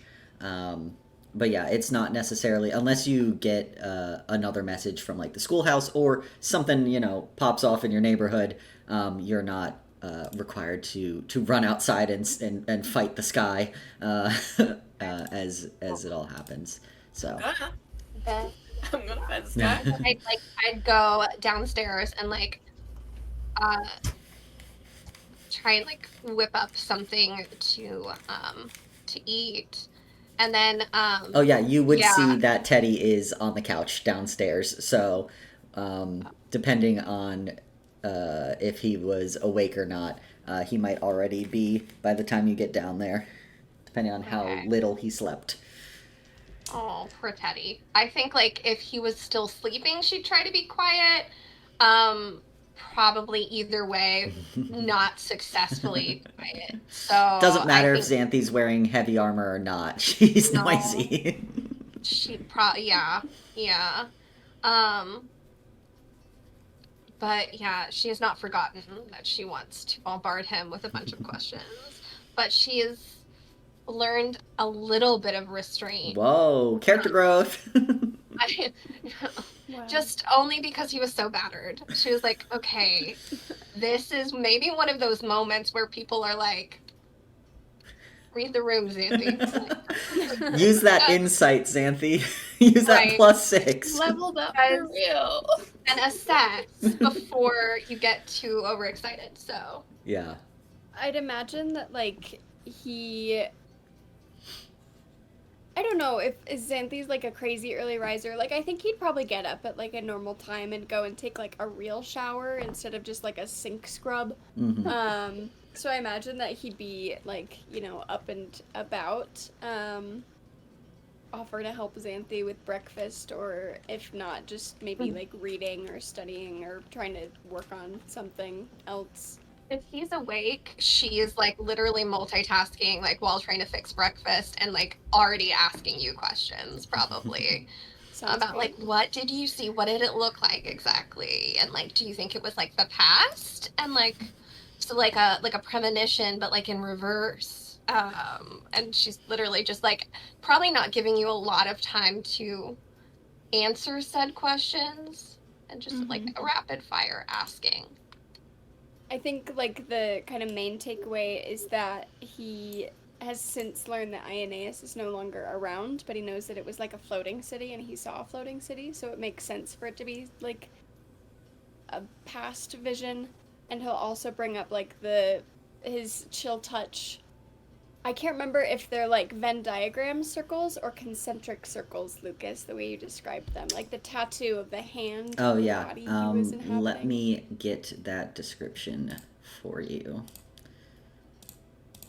And just from like all like her research and stuff that she's done and whatever she might have known prior, would the name of the city ring any bells, or the symbol, like the symbol that he Yeah, so the tattoo, it is 3 rings of deep green on your middle finger, so like 1 here and then 2 more, and then a line down the rest of the hand. Oh, wait, so like a ring, and then a line? 2 rings on this like part of your knuckle, 1 up here, and then a line that goes down from Got the it. like bottommost ring. Heard, chef. Yeah. And Xanthi, as you're kind of hearing the story, and Teddy tells you of the tattoo, it doesn't really ring any bells. You're like, it's a tattoo. People have them. You're not like, oh yes, I'm aware of a someone. That's not what I was like picturing. So I thought it was like a symbol thing. Mm-hmm. So yeah, makes more sense. Yeah. And as far as the name Ioneus, I don't think that rings any bells. It actually, no, it might. As a name, when you were researching, as you did roll really high, when you were researching the reclaimed gods, or like how to reclaim a god, that name probably came up. It did come up. Stirth Flameguard said perhaps the mages of Ioneus were right in that quote. So Xanthi would be like, hold on, wait a minute. Wait a second. I have heard that before. Also, for clarification, Teddy, it wasn't necessarily a floating city. The city was like skyscraper-esque, of like a giant city full of skyscrapers, and you were on like a top floor looking out. I see. Which still in that case, is... he won't have said that. Yeah, but he could have described that. But yeah, which is even still like... Tratus has very, like, there's some tall buildings, but not to the level of that. Same with Old Haven. You've seen a few taller buildings, but nothing to that regard. So Teddy, you're sure, like, Ioneus was the city that's where you were? Well, I'm not quite sure. Let me pull up my notes of when I... Because you did research in yes, one of the sessions. I don't know for sure if that was Ioneus, but it did look like there was the planar flood happening, which we have learned about a little bit, and Ioneus was a victim of that planar flood, so I think it stands to reason. It's potentially fascinating. I wonder what it means. As do I. I wonder, well, I mean, this means we could do some research about it. Yes, I do believe Marigold had the key that... Oh my gosh. We need them to wake up so we can go and research we only have today. It's not much time. Just all day. Okay. Do you think it's rude if I go wake them up? I know it was a rough day yesterday. I think it would be rude. We can always give them the option of staying here and you and I going and investigating if they feel comfortable with that and would prefer some time to rest here at home. Alright, I'm gonna go then. And she'll rush up to Marigold first, probably. And she'll I think she's probably forgotten to be tentative, and she'll just like run and like kind of like bounce and hop on your bed. Oh my god. Literally. And just be like, wake up. I feel like Marigold wakes up like the average amount of startled to someone like jumping Yeah, on her bed that's as if fair. she's not accustomed to someone jumping on her bed to wake her up, but not like, you know, it's not like anything more than what you would expect. And I think she looks over at you, Xanthi, like kind of confused, and just says, "What? It's morning. Yeah. Yeah, and we get to research today." She like Yeah. bounces a little on your bed. You got the key? Yes. So do you wanna get some breakfast and then go research, or I mean, you don't have to go, but I just thought maybe you'd want to. Oh, I want to go, but we're not really supposed to be going where we're going. I thought it would be easier to go at night or in the evening. But that's only starts counting up hours before. But that's, you know, not a lot of time for research. What if we need like all day? Well, I have a way I can get in during the day. Do you? Was literally planning on walking in.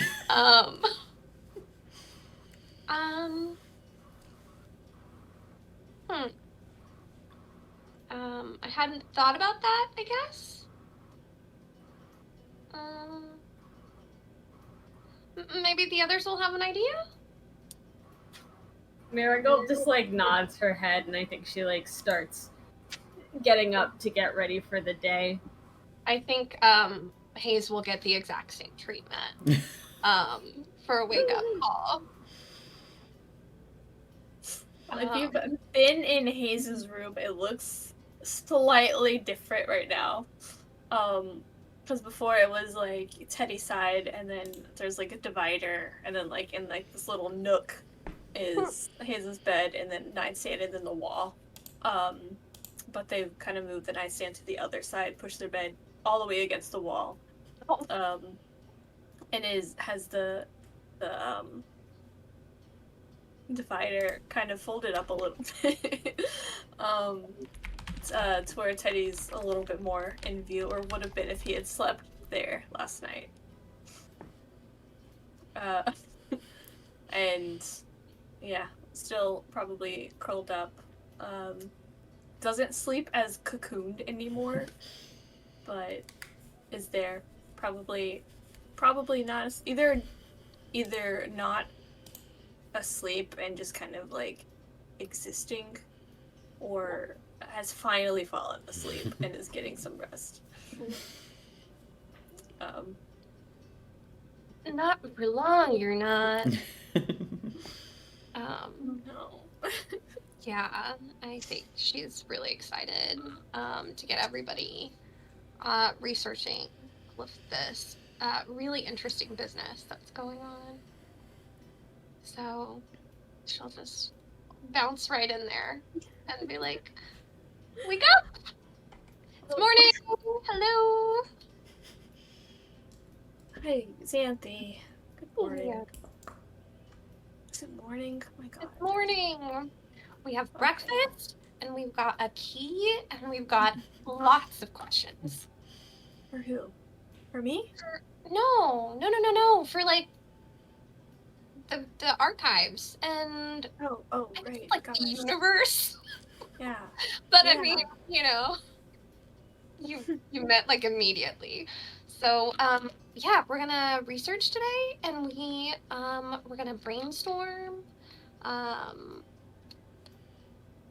So yeah, Okay. Okay.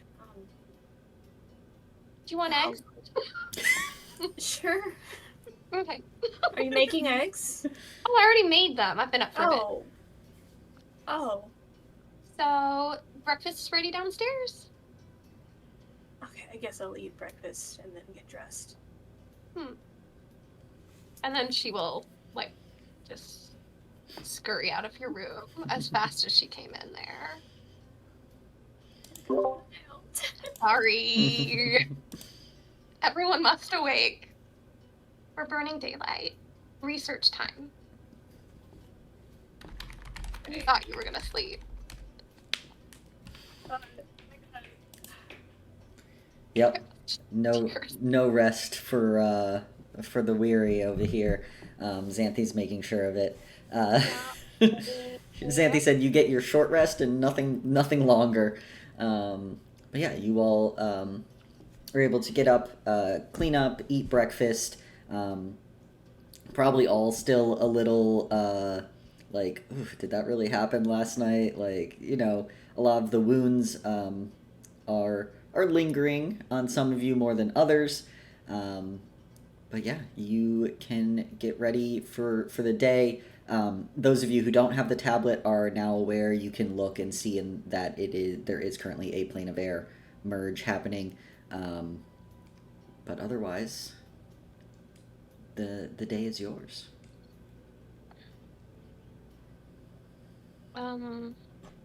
Well, I know we wanted to use the key and we only have today to do it, so but Marigold said maybe since we're not supposed to be there, we might want to be discreet.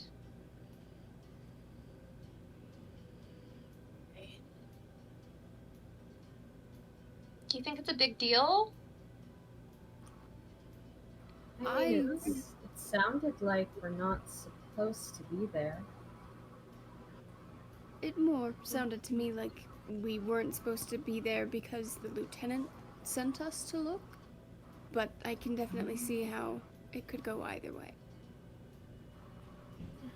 Well, Would it be worth it to try and scout it out ahead of time? Just kind of see if there is anybody in the general area. If it seems clear, we could give it a go, and if not, we can discuss further how you wish to proceed. I think that sounds good. And since we're going there, we can maybe see Yenros and ask about the Dusk Market. I still want to check out the magical items at some point. That would be great. Yeah, don't forget you know of the Dusk Market, and then, which you don't really know. You know of, but don't know where or how to get there. And then the other place was Society Provisions, which also sells magical items that is attached to the Morrow Society.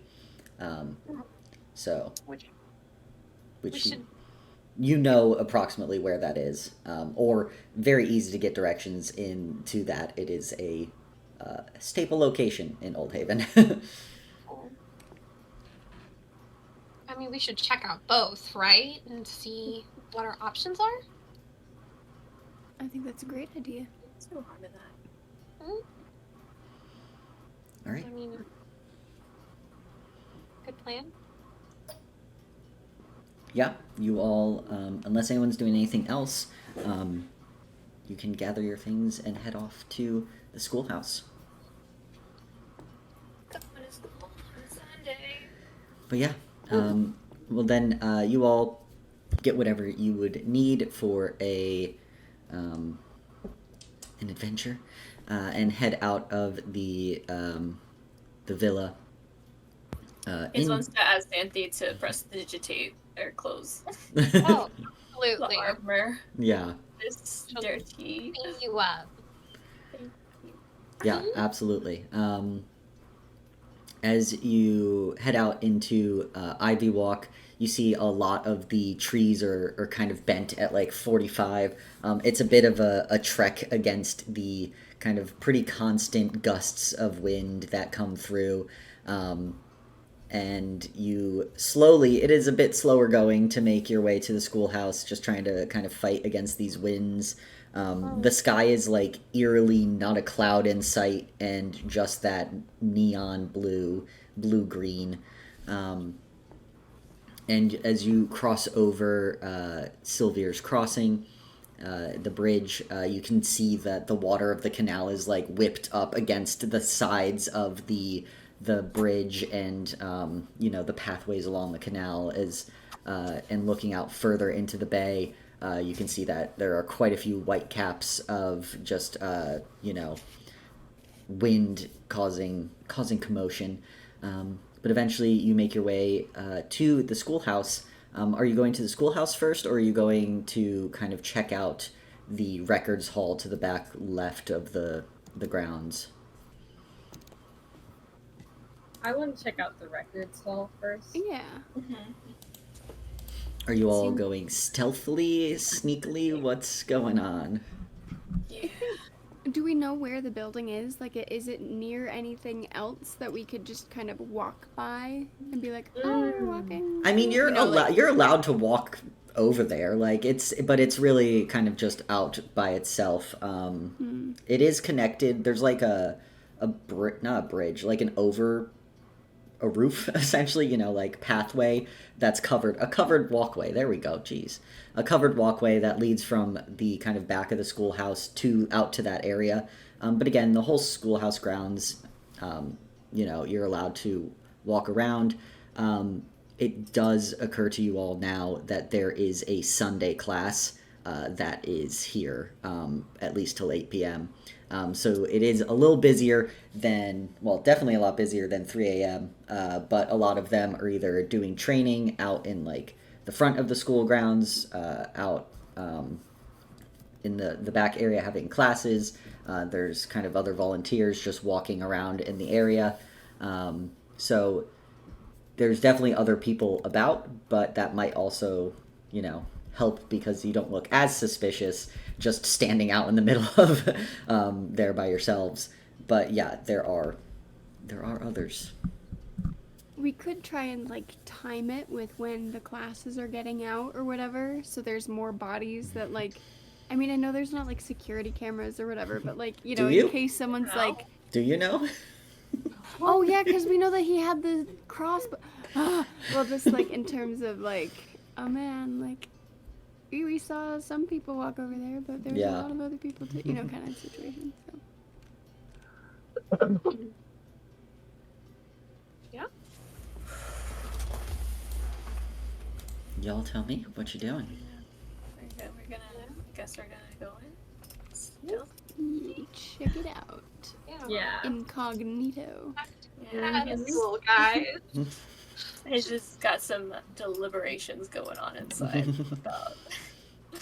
I know a way to get in there, but I don't want to abuse that ability. So, yeah. I also realized Wild Shape does recharge on a short rest, so I could Sick. beast mode. Be a little mouse. Yeah. All right. Well, let me know the plan of action for how you all you're timing for the classes. Are you going to sneak in? Is anyone using any of their abilities to help disguise? It doesn't change my clothes, so not right now. I have no abilities of that nature. Yes, so. that is not exactly your forte. Style. Yeah. My bag. Do I have other clothes in my bag? Marigold or Teddy, what are you up to? So, sorry, are we trying to sneak in right now, or just trying to like stake it out? Just like recon, I think, is kind of what we're going for. I mean, I thought to recon, Marigold's just gonna, act casual. half Yes. casual. Yeah, But no, yeah. there's no Mhm. point in like trying to use any of the things I have for recon. I'm going to use them if we actually need to get in. Mm-hmm. Okay. Sneak in. Yeah. Then if you all are doing some recon, I'd say give me that probably perception check. I think you're trying to stay a far enough distance, so it's not really investigation, but a group perception check. As you all are just like, we'll walk and talk and be like, oh wow, what's over there? That's a building. How's your Sunday going? Is this sound based at all, or just? Would you like Eyeball-based? to sound base or eyeball base, Teddy? Are you Well- listening? Are you looking? What are you doing? He's probably trying to look. Then but... yeah, you're fine. Okay. It's only a 12, which is Okay. super great, but 12, I got an 11. 11, Dirty 20. dirty 20, I got a 16. 16. Okay. Yeah, that's not bad for a group check. Hayes and Teddy are too busy trying to look not suspicious, and they're not really giving the full attention to looking at the building. Now the two shape changes are actually Yeah, shit. right? Wow. But Marigold and Xanthi, as you're all kind of like hanging out, talking, waiting to see what would be a good time, you're starting to realize that like there is no big like break that would have a lot of people out at the same time. A lot of the classes either like continue over, there's awkward timing with the classes. Some of the right now all the cohorts are being taught by like their lieutenant, so some of them are taking a full day, some are taking a half day for different activities, and then it doesn't help that there's also just other volunteers. All of the senior volunteers don't have really classes. They're just out and about. You do watch as you all are kind of observing. You do see one individual that you gather is probably a lieutenant. They are a human, or kind of look human. They don't really look like a dragonborn, but they also don't really look. They have a dragon's head, a blue dragon head, but their hands and arms, you can see, are not scaled and are just human skin, like light flesh-colored skin. You see that they seem to go and enter the records hall. And are there for a little while, probably about 15 minutes before they come back out, relocking the door. Xanthi, you can see, with a similar looking key to the one that Lialia casually gave you all. So hopefully Lialia doesn't need to go check on any records in the next day. that's so knows mysterious. that Why we would they have need it. to keep it private? What secrets do they have in there? But yeah, you gather that probably until classes end at 8, it is going to be there's going to be a lot of people around. And it is like 10 a.m. maybe. You have a little ways to go. Unless you were planning some more shifty things. I think Xanthi just like sighs longingly, like towards the books. building. My records. Oh, Maybe you're right, Marigold. I'm sorry. Okay. It's just probably a lot of information in there, is all. With Well, we four of could us, we'll be spend able to all cover a night lot of looking ground. at it. Yeah. That's right. We don't have to sleep.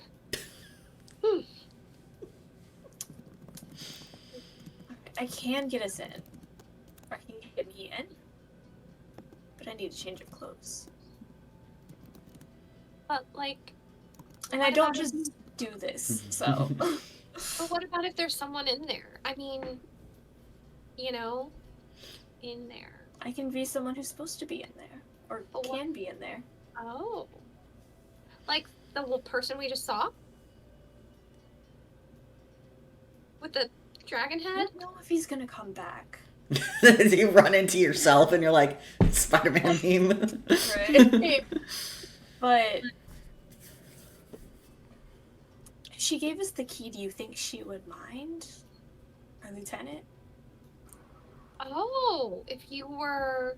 Yeah. I mean, I don't think she would mind, but if she saw you, I think she'd be able to figure things out. Yeah.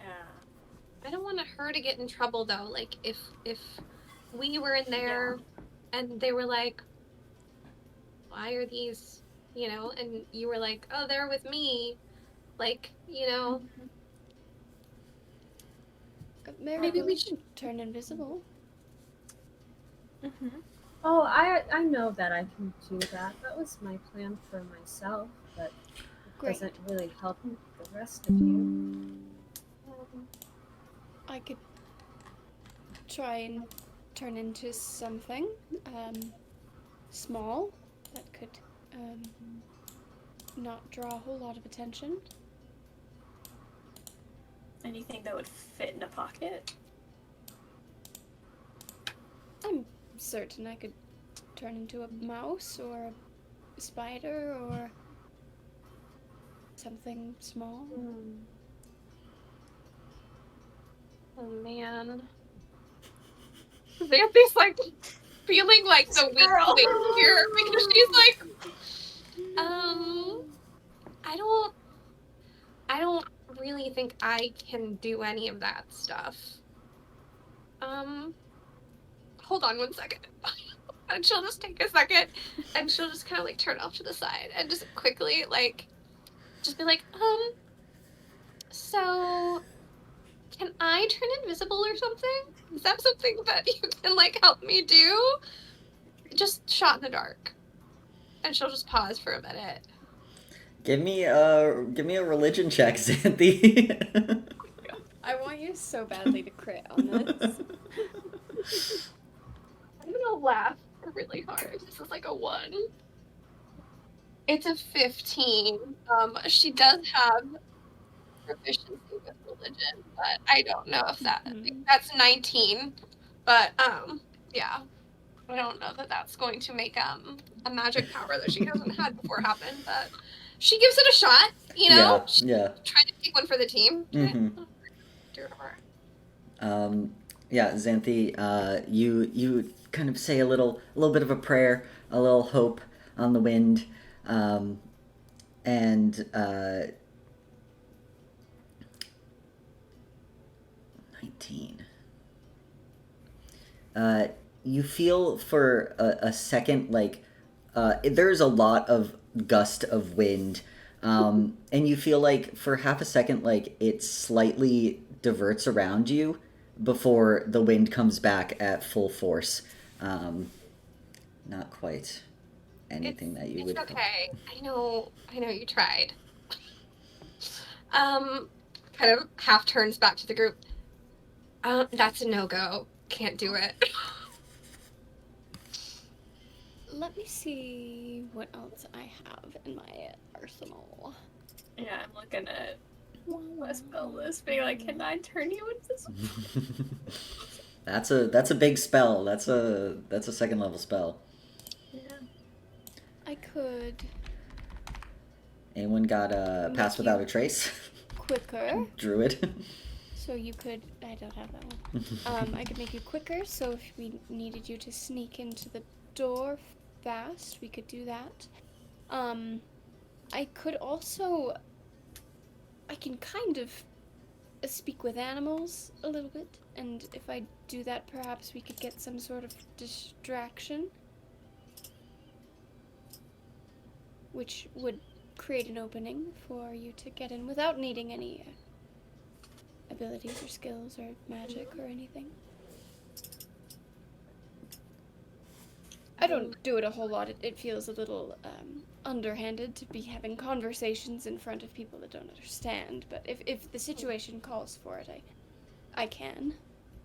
That's super cool. No, well, so invisible, changing to look like someone else, an animal. I mean, I wonder. Yeah. I mean, I could just try to be sneaky. Thinks about her chainmail. Or scale mail. Excuse me. You could change your armor. You could go, if you come back without your armor on, you would no longer have disadvantage. True. I could just. Lucas, do you want us to go in there without armor? Is this a trap? Is this a ploy? It's just records. What could possibly be in Is there there? a battle map made for this?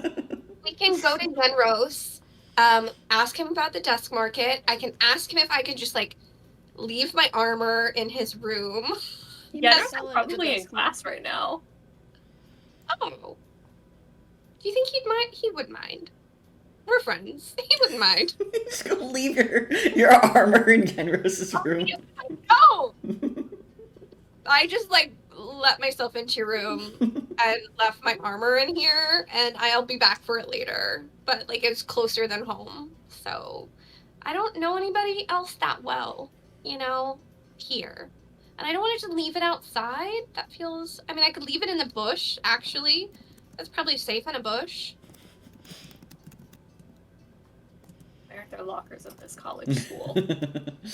Yeah, do we have lockers? Do No. we get assigned lockers? No, you decided not to live in dorms, so therefore Genros' locker. keep all your things on you. I feel like I'm going to go leave my armor in Yenros's room. Yes. Xanthi, I know that we're different sizes. If I wore your armor and then I turned into a small creature, presumably it would transform with me. If you Oh my would feel God. comfortable, I could give you my armor if you would like to continue wearing some kind of armor, and I can get it inside so you don't have to leave it somewhere. Oh my God, that's perfect. That's a much better idea. Yeah. Sure. She'll literally just, if they're like, they're just outside, but if she just kind of sidesteps around a corner of building and just... Yeah, I mean, You you know, have your regular clothes underneath. You're taking off, like, scale mail, your, like, bracers. Yeah. He's a dweeb and he does it the other way around, so he might try and find somewhere where he's not just like ripping off his shirt in the middle of Just trying to be discreet, not to draw Why not? attention to the group. But That's not proper. I think to help with the privacy thing, I think Marigold would like minor illusion a curtain. Definitely not suspicious at all. There's just a minor illusion of a curtain in a corner. It's fine. Near a bush. For their change, I can only the minor illusion that lets me Hey, made. If you know, I see is the that's hey. You get legs and head, but then the rest is like the Sims like pixel. Yeah, I love it. Yeah. that's all you need. Effort. Yeah. I'm here for it. So yeah, Xanthi, you give Teddy your armor. I don't know if it does that affect any of your druid abilities to be wearing metal armor. I don't think it affects my druid abilities, but I don't have proficiency with chainmail. So. Yeah. And yeah, Xanthi, you put on some slightly too big leather armor, which I don't know if you're proficient in it. You might be. I think you're proficient in light armor. Medium armor. So for some reason, it will be fine. And if you need it, it'll be okay. So yeah, now Teddy is wearing cleric scale mail. Xanthi is wearing druid leather armor. That's got a plan going on. What's Hayes' plan for moving forward? Well, if Hayes is going to masquerade as someone else, then she needs a change of clothes because clothes don't shift with you. Yeah. And these are very obviously my clothes. People listen to me walking around in these for a month. I got one look. Yeah. Yeah, you probably do. Yeah. You could have a change of clothes if you want. I It gotta won't have- be. It won't be a like exact replica of what you've seen one of the lieutenants wear, but it's probably just like a normal everyday clothes. You all still have the kind of volunteer pin though that you could wear. Though you are aware that Do lieutenants wear those? lieutenants have a different one, so Yeah. it might be best to not wear any of them, as they have a slightly more advanced one. Ugh. Okay. Yeah. Well, I also need somewhere to dump my armor. I can't double dip. I'm sorry. I can't wear two people's. It'll cancel out. Multiple sets of armor, just Yeah. like layering. Skim out under the chain. But yeah, because I'll find a place to put my armor? Question mark. All right. Well, Yeah. Marigold wears it and turns invisible. Marigold can't. If I can't cast spells Yeah. while wearing armor, so that would well, defeat the point. we do Yeah. have a bush or Yenrose's room. She's absolutely just volunteering this poor man's room up. Yeah. Bush or room. Not sure where else. There's not like a cloak room or something. I mean, there might be a Like a storage. gym, a There might be training a room or storage something? closet. Janitor does it. Not so much a training room. There's like an indoor training room, but you imagine it could be used right now. Again, classes are in session. And honestly, if there's going to be someone in there, it's going to be Lialia. If she's teaching any Just unarmed leave it combat. in her room. She's our conspirator here. He Yeah. doesn't know I'm a changeling. I don't think so anyway. I don't know. Does she? Who knows? Yeah. If I'm gonna be someone else, I don't really want to break into somebody's room. I already feel guilty enough. One crime at a Just time. this. So You can find a bush. There's plenty of bushes. and a good bush. Yeah. Hmm. You could, you Yeah. know, cover it up with some leaves. If we're leaving things in bushes, then Teddy, if you would rather, I can give you your armor back. They can Hold on.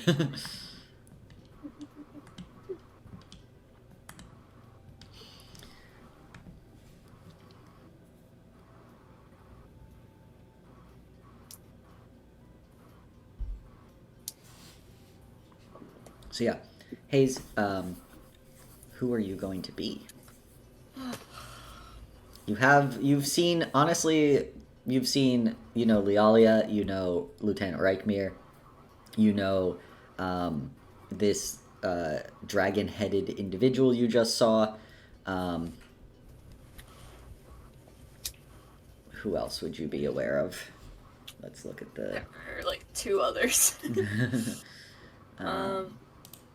I feel like if I have to be a lieutenant, probably Liala is probably the best shot because as our lieutenant, probably know her better than the others and could probably pass as her more convincingly than another lieutenant. Mm-hmm. Yeah, just quickly turn your clothes into a crop top and it's Lialia. Honestly, is there still some blood on my on my shirt to make it red? But yeah, all right. I don't know. I think Meg is still chatting. So, Marigold is gonna cast invisibility on herself. Yeah, so what's gonna happen is she'll hand Lialia the key because that makes the most sense. Yeah. And then she is like, when she casts invisibility on herself, it's like she turns transparent and just disappears like a squid. Cool. All right. So we have one invisible. Hayes, are you gonna describe turning into Lealia? Well, are we still like outside where the bushes are? Yeah. Marigold's doing this wherever is Can I like they go have to the some bathroom comfort. and do this? I mean, Can yeah. we go? Is it private? Because I don't want to do this outside. It's embarrassing. Yeah, you could head into the schoolhouse and come back. Although that does mean more people you will run into if you are entering the schoolhouse, including a potential for Lealia. So, up to you, but Why? you decided to be a changeling. This is not me. Okay, fine. I'll do it behind the curtain. Behind the bush, yeah. The curtain bush. Yeah. No, Marigold's curtain.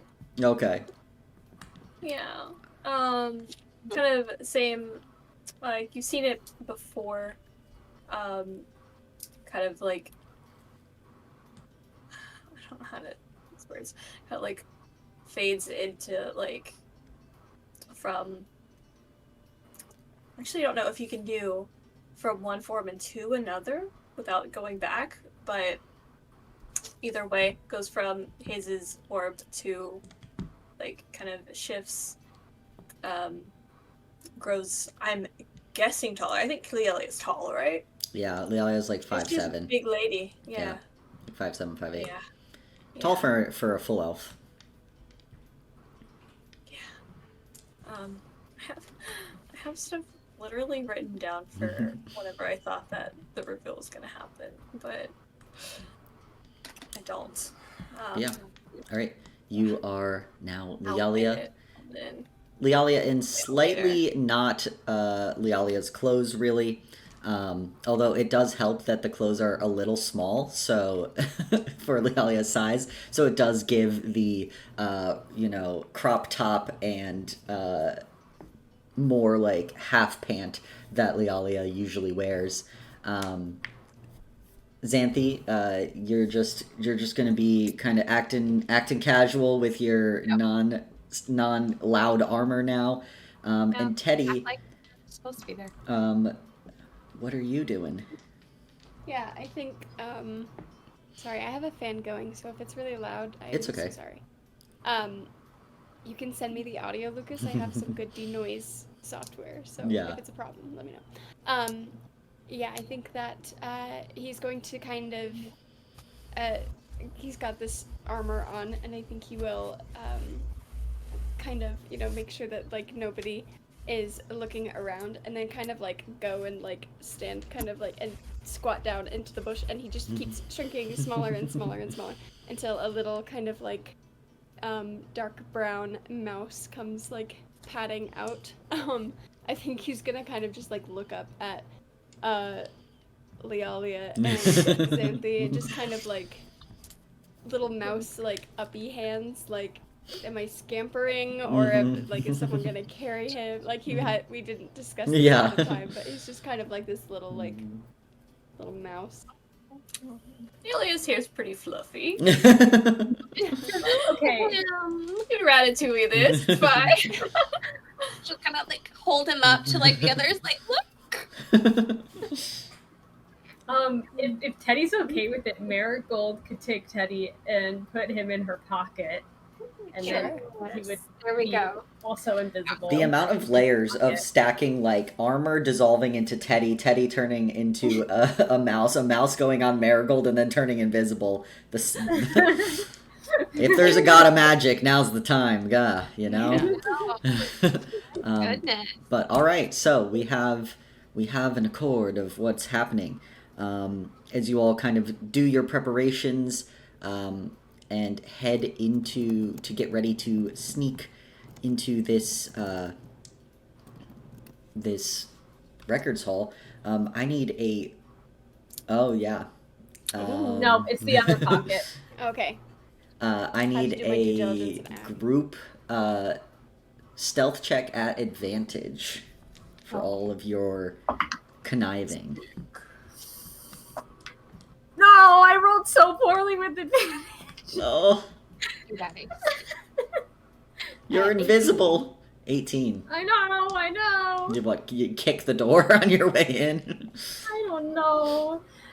I got a 9. 9. Oh, I got a 17. 17. That Okay. helps balance it. Yeah. Hayes. I got a 15. Can I not make this performance? 15 still pretty good. But no, you are trying to still not be seen even as Lialia. You're not actually performing as Lialia in front of hopefully anyone that's watching. Also, I hope we don't get into combat because my AC right now is 10. Not very monk of you. Oh, God. But yeah, Lialia, you step up to the door and unlock the key. You hear a slight click and feel kind of a rush of arcane energy over your hand and realize that the door was most likely magically trapped if you did not have the correct key. And you tense for a second. You're like, but everything's okay. And Found me out already. You're able to kind of push the door open as you all, Marigold invisible, kind of, you like hold the door open for a little while longer, being like, I hope Marigold's getting in here. I'm not sure yet. And Xanthi, you can quickly, you're like, whoa, this armor's so light. You can quickly dart in and, to the side to get out of any line of sight as you close the door. You see that as you enter, there's kind of this soft glow of ever-burning torches. The air smells of ink, but it is bone dry, meant to, keep any of these paper from rotting. You see kind of rows and rows of shelves covered in, it looks to be mostly organized scrolls and books. And you see to the kind of right, hanging from like a hook near the door, there is a book that's half open and has like a pen near it. And Hayes, as you look at that book, you see there's a name and time, like a logbook of who entered the records hall, and you can read that the person who that dragon headed individual who had just walked in here is probably Lieutenant Arlen, Arlen, as you can see the date. The time and date is, about 30 minutes ago, whenever he was last here. Can I look and see if Lialia signed this previously? Yeah, you can look. You see a bunch of lieutenants' names. You see Lieutenant Ashira Terranblood. You see Lieutenant Derek. You see Lieutenant Farhan Barger. You see Lialia, Lieutenant Reichmir. You see Captain Valder Stillfoot, which is the kind of second in command. And you do see, like, if you go all the way back to, like, basically the first month, at one time, Commander Ramey's Hawthorne, the leader of the volunteers, has also been in this records hall. It seems to be, people are in here, at least 1 to 2 people seem to be, like, every other day or quite a lot. So it's definitely used. Are there any instances of names that are not lieutenants? Like, we know that Marigold's mom put in a report. Like, would she have brought it here? Or, like, just in, like, I don't know. Are there any other names that we would recognize, even if they're not lieutenants? You see only the title of lieutenant. There are more names that aren't kind of the ones that you all have heard around the schoolhouse of the, like, training lieutenants that are in charge of the first years. But there doesn't seem to be, like, anyone younger, anyone of a lesser rank. So the question is, do you sign in, Lialia? Do you log in as being in here? Yes. All right.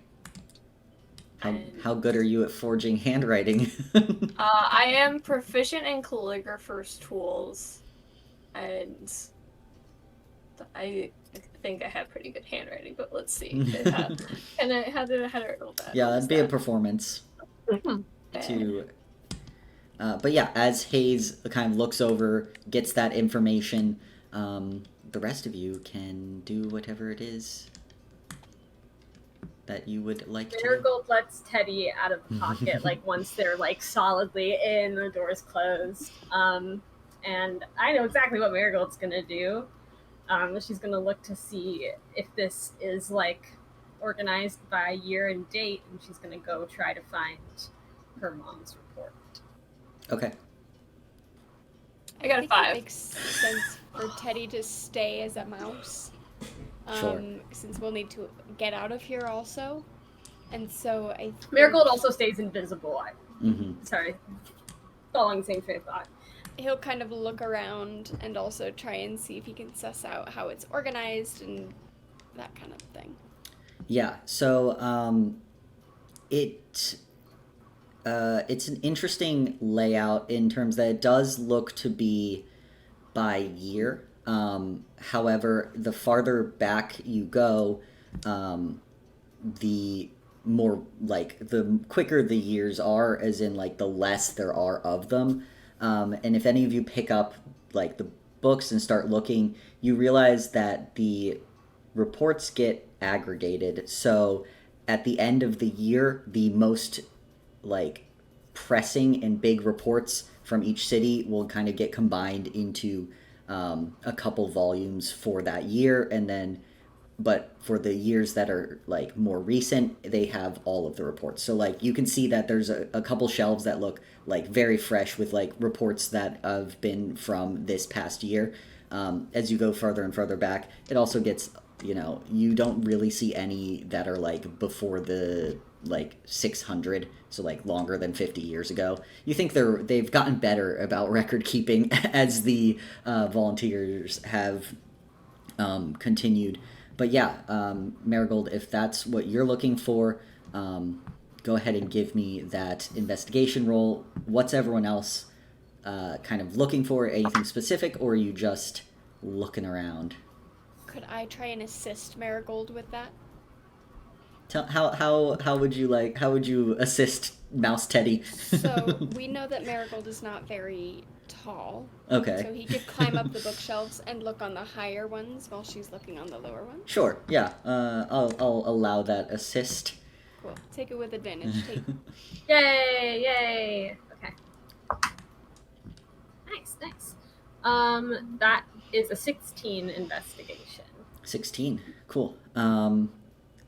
Xanthi and Hayes, are you looking for anything specific as well? I think just like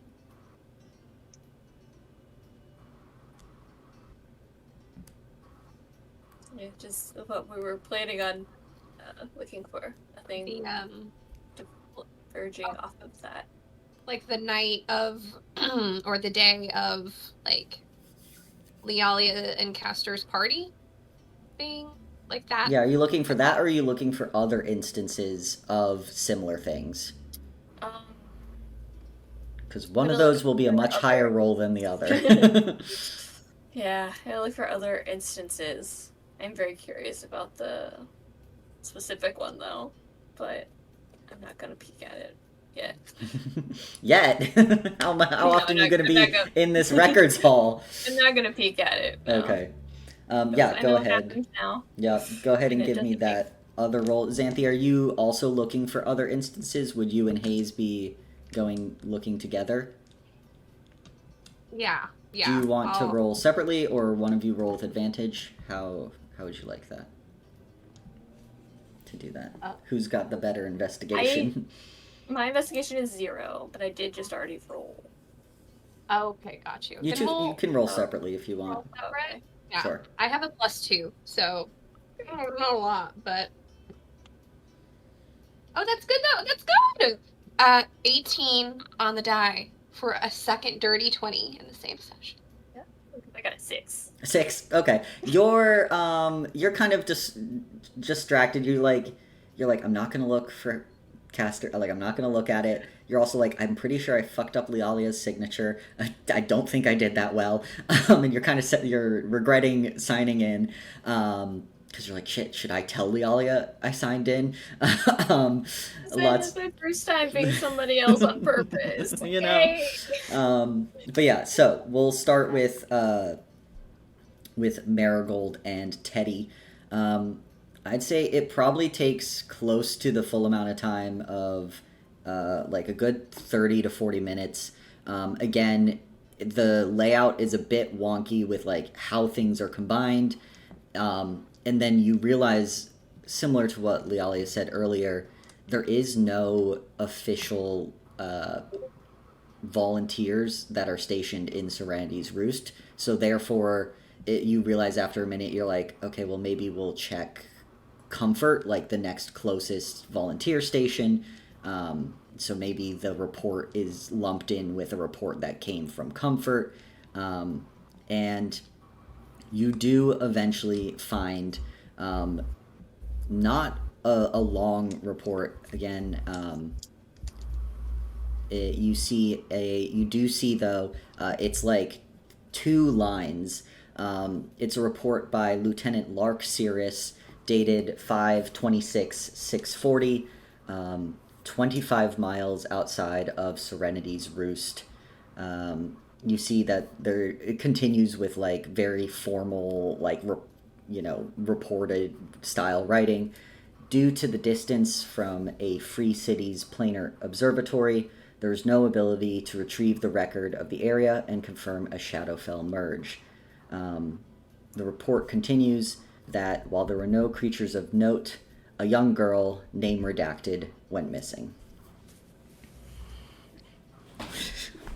And that is the end of the kind of small blurb that was filed under a Comfort report for that month and year. Cool. No one can see Marigold's response because she's invisible. No, and Teddy is a mouse. So Teddy can probably also read this. Can you read as a mouse? Yes, your mental stuff stays the same. So, yes. Yeah, Marigold reads it. All right. Nods her head Nobody can see invisibly. the nod either. No. And puts it back. All right. Yeah, and then what's you got? Not Hayes. Hayes not searching. I think Marigold also does. Teddy might not pick this up because it's a hearing thing. Oh, no. Does breathe a small sigh of relief. Ooh, okay, a small sigh of relief. Can I try and get yeah, you that can try to with give me a disadvantage? disadvantage with that perception check. Okay, I actually didn't roll terrible. Percepi. That's a 19 with disadvantage. Yeah, you hear a sigh of relief from Marigold, which, take that how you will after what you've read on that report as well. Mm-hmm. But yeah, sorry, what did you get, Xanthi, again? A dirty 20. A dirty 20. You're looking for something, honestly, like a needle in a haystack. You're like, you have to just be picking books and flipping through, maybe looking like Shadowfell, looking for anything where it says like, seems like this is a great time for some AI to do some like large language models and pull together all the searching. Unfortunately, it's all in books. But you start like looking in the past, and then that's not really working. A lot of the stuff is just too like granular. But you do just grab a more recent report. And you see a report by third-year volunteer Rakesh Artina, dated 4/22/650, 35 miles south of Old Haven. It reports that a ship's SOS signal was reported offshore and his team responded. It says, instead the group found, and this is where it gets weird, the text is redacted, and encountered a creature with long limbs and no face that could stop magic. Most of the rest of the report, anything that would give you further information, seems to be blacked out and redacted as well. They did it over his beautiful penmanship too. It's a crime. It's a crime that's been committed. Yes, you all breaking into the records hall. I'm glad we're all on the same page. That was a silly rule, though. It doesn't count if it's a silly rule. Trespassing. That's mentality. But yeah, you do see this report from just a few weeks ago by a third year. Huh. I had a question, but I can't remember what it was. Never mind. Is Oh yeah, never mind. What's hilarious is I did not see that message, Meg, until after I just opened up the chat. Being really generous.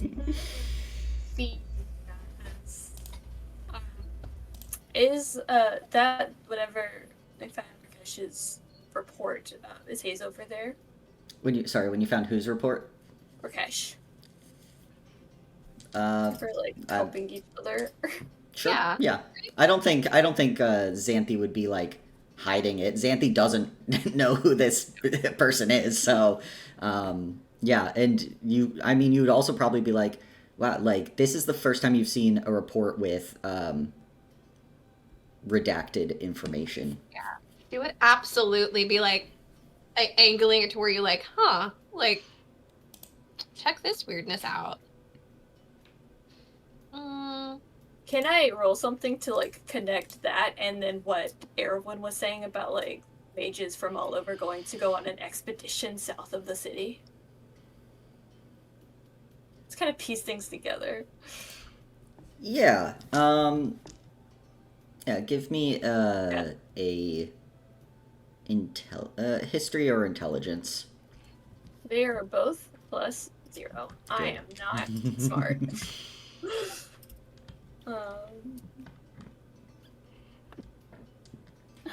It's a 5. Oh. You're like, there's something about this. Yeah. It's probably good because if dots would have been connected, his would have been worried about their dad. Nothing to worry about. Nothing to worry about. Nothing, yeah, nothing to worry about. Everything's fine. Everything, bliss, just ignorance, yeah. Oh, that's weird.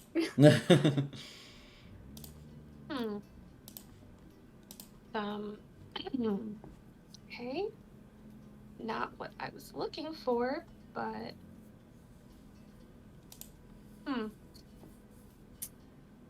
okay.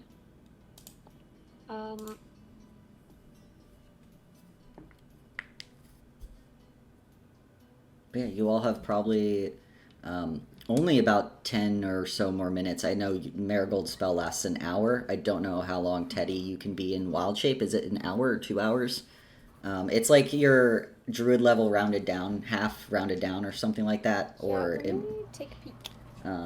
So you are coming up on your, or at least a 1 hour mark as you were all researching. Yeah, only 1 hour. Yeah. Xanthi, did you also attempt to find Mouse Teddy because you assumed that would lead you near Marigold and show the report as well to the rest of the group? Yeah. Yeah, Well. so you're all aware of said report. Super suspicious, right? She says to the air and the mouse. Mouse nod. And Marigold nods and then remembers she's invisible and says, "Yeah, that is strange." Yeah, I've flipped through a lot of these, and none of them were like this. That seems not right. If we have a little extra time, these like last couple of minutes, Teddy's gonna try and find any incident reports from the year that his dad and his uncle were in the thing. He wants to see if he can find anything about why he doesn't know, like, did he get consumed by a plane? Like, I don't know. So he's gonna see if he can find anything and Yeah, what quickly do you know the dig year around that for Teddy anything like is that. looking for off the top of your head? Teddy would know. Let me pull up info about his papa.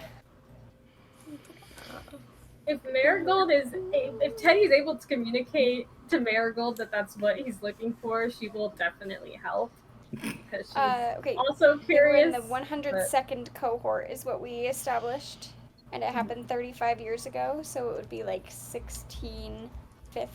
615. So it's starting to get back to where reporting wasn't the most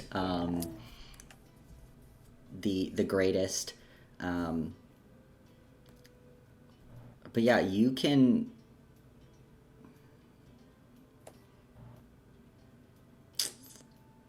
It's like, I don't know. I think even with like a perfect roll, it would not be high enough to beat the DC because of you're just going against, honestly, their poor records management. Maybe continuously compacting information down into a few sentences and then transferring it and doing it again is a bad way to records keep. Someone talk to them about it. Cool. Yeah, so I would say, though, you do spend the time looking in that area, looking maybe a little bit later after that, unsure like who exactly would be writing the report up, because like you all have written reports, but you don't know if then Lialia takes the report and writes different things. Reports. Yeah, changes your report and is like, okay, that's not how you write that. Like, looks over it. So yeah, you are not able to find anything regarding your uncle and father. Yeah, any last things? Xanthi would just be flipping through kind of idly for just, seeing if anything looked interesting, but not necessarily looking for anything in particular. Yeah. Just browsing. Yeah, a lot of it is really, hold on. A lot of it's really boring. It's like it's like there's a report of this merge, there was this damage, this creature was fought in this crossroads, cleanup minimal. Like, a lot of the reports aren't as juicy as the ones that you all pulled. There's a lot of just like talking about property damage, talking about basic records keeping. But yeah, what were you gonna say, Marigold? Marigold, I think she's gonna look for see if she can find some other reports from her mom to see if she just writes very short and concise reports, or if this one is oddly unspecific. And I think she would also try to look for some more recent reports from her mom. Okay. Yeah, give me that investigation check again. No, I rolled so poorly. Sorry, I'm looking for my modifier. It disappeared. I got a 7. I'm gonna use a savvy point. Are you sure? Are you sure you're gonna use a savvy point? No, this is a bad idea. I should have cast You Bless could. on the roll. Oh no. I mean, you can use the savvy point, but I'm just saying, even with a 6, that gets you to what, a 13? Yeah, I'll just stay at 7. Yeah, I would say maybe, that one report kind of, Marigold, you start almost like, not shaky, but like, you start like, oh, I should look more, like, and your mind's going, and you're like pulling at books, which everyone else just sees books, and you're like, oh, okay, scrolls, like, they like pull in the air, and then you see them as Marigold's flying through trying to look for reports. You're looking in different years, you're like jumping back, trying to do math of like, well, maybe like she was this rank here, like, she was in this area here, and unfortunately that is the only report that you were able to find, which really was just because you got lucky with the knowing to look near comfort, and the fact that it was a bit funky and something happened, and therefore it kept carrying through to the more like overall picture reports. So yeah, I think with that you all have probably reached your hour limit, which doesn't mean you don't have to leave, but some of you are about to become much less stealthy very soon. I think Marigold is ready to go. Yeah, I think we can skedaddle. Yeah. So again, there's only really high windows, like, like near the ceiling, so you can't just look out and see if there's anyone out there. So what's the exit strategy here, folks?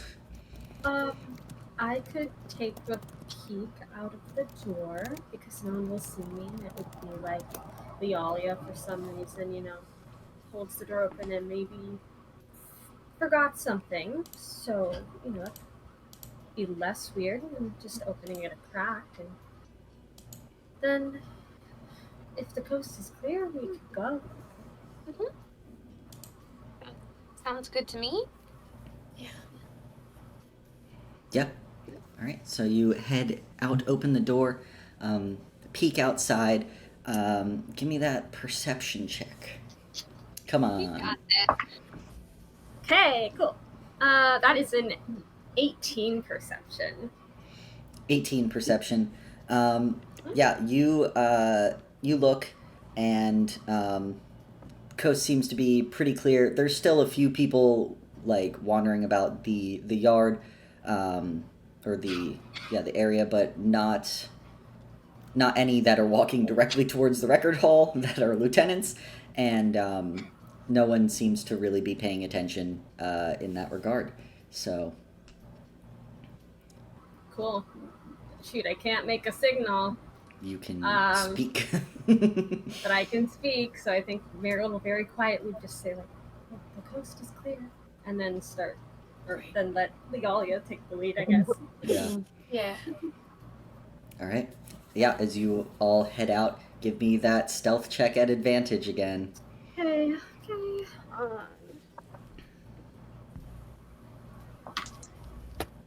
Was a natural 1, but hold on. Okay. At advantage. That's not a ton better, but it's not a 1. 7. 14. Still. 14. A 9. 9. 16. 16. I Marigold? got 17. 17. Okay. Yeah, you all are able to quickly dart out of, well, those of you who are visible or in need of getting away from it are able to quickly dart out. Hayes, you make the show of, signing out, closing the door, locking it, and stepping away into wherever you are going to go to perhaps change your form back, or whatnot. Don't forget your bush armor. Yeah. I'd say with that, you are all able to get whatever you need, get away from the schoolhouse enough to be like, into Woe Park, because that kind of back of the schoolhouse, back inside of the schoolhouse leads further into the park.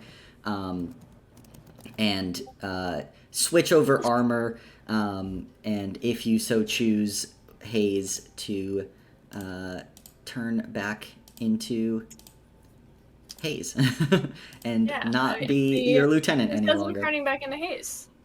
Okay. That's gross. No, I'm kidding. I'm a roll. And No, now we're seeing your actual characters joining us now.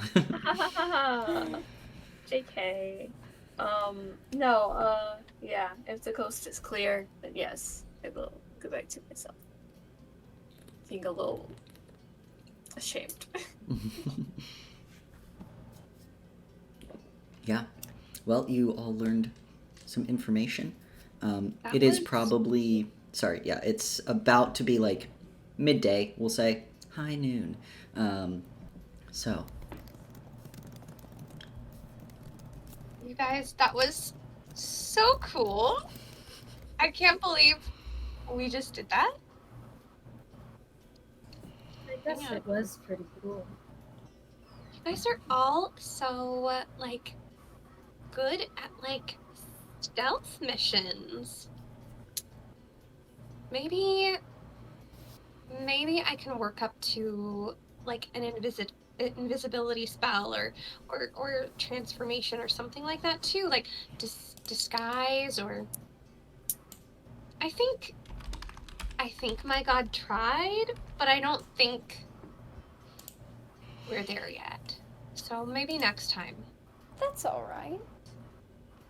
We all have Yeah. different strengths, and there will come a time where you're much more equipped to handle a situation than the rest of us. Your armor is awesome, by the way. Much Oh. less noisy than mine. I must say, like, I didn't realize how much strength you needed to wear this day in and day out. He's like shuffling off, the scale mail and everything, and like, quite impressive. It is very clanky, but very effective. I should think it's worth it. So Do we wish to return the key today, or should we just slip it to Lydia, the lieutenant, on Moon Day? She wanted it by. I mean, we have to go to the schoolhouse anyway, right? If we're gonna ask Yenros about the market. So we could just return it to her then? Yeah. Go ahead and bring it back to her. Just, in case anything happens. You're on the same floor, so we'll be there Oh. anyway. Yeah, easy. And then we can maybe go look at what items are out there. it would occur to you, Yenros is in class till 8 p.m. So if Oh, you were going to dang. talk to Yenros, it might have to be later at night. Probably can't pull him out of his class. Hold on, the other group nerds want to talk to you, Yenros. I mean, someone could if they were Lialia, but that's, I realized I was muted, and that's exactly what I was suggesting, is you can have Hayes go in and pull him out of class. That's like, That's so risky. that's kind of, wouldn't want to mess up his education. His education, yeah, absolutely not his education. I'm sure he's studious. Or my identity getting found out. Oh, Very risky. yeah, that too. So I guess we'll have to wait on that, but we could still do both tonight. Yeah, I think that's a good idea. You go check out that other magic place that you Yeah. found out about. I don't know. Yeah, we I could remember check if I out know on the about good it. one. Like, the boring normal one. I mean, I'm sure it's magic items. It's going to be exciting. But just, there's time for both. And besides, if it's like a secret, shady magic market, they might not even be open during the day. I mean, it is called the Dust title. Market. Yeah, actually, in hindsight, that's probably... They're open at So- dawn. It's ironic. Yeah, it's how they keep hidden. No one can find them because they're looking at the wrong time. That's Exactly. That's actually... No one would think to check. Yeah. The early They're morning Icelanding us.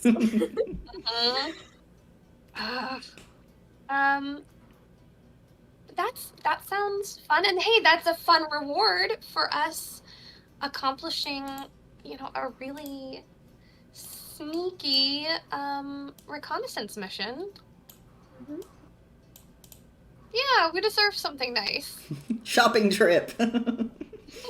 Retail therapy. Yeah. Material girl. Mm-hmm. Yes.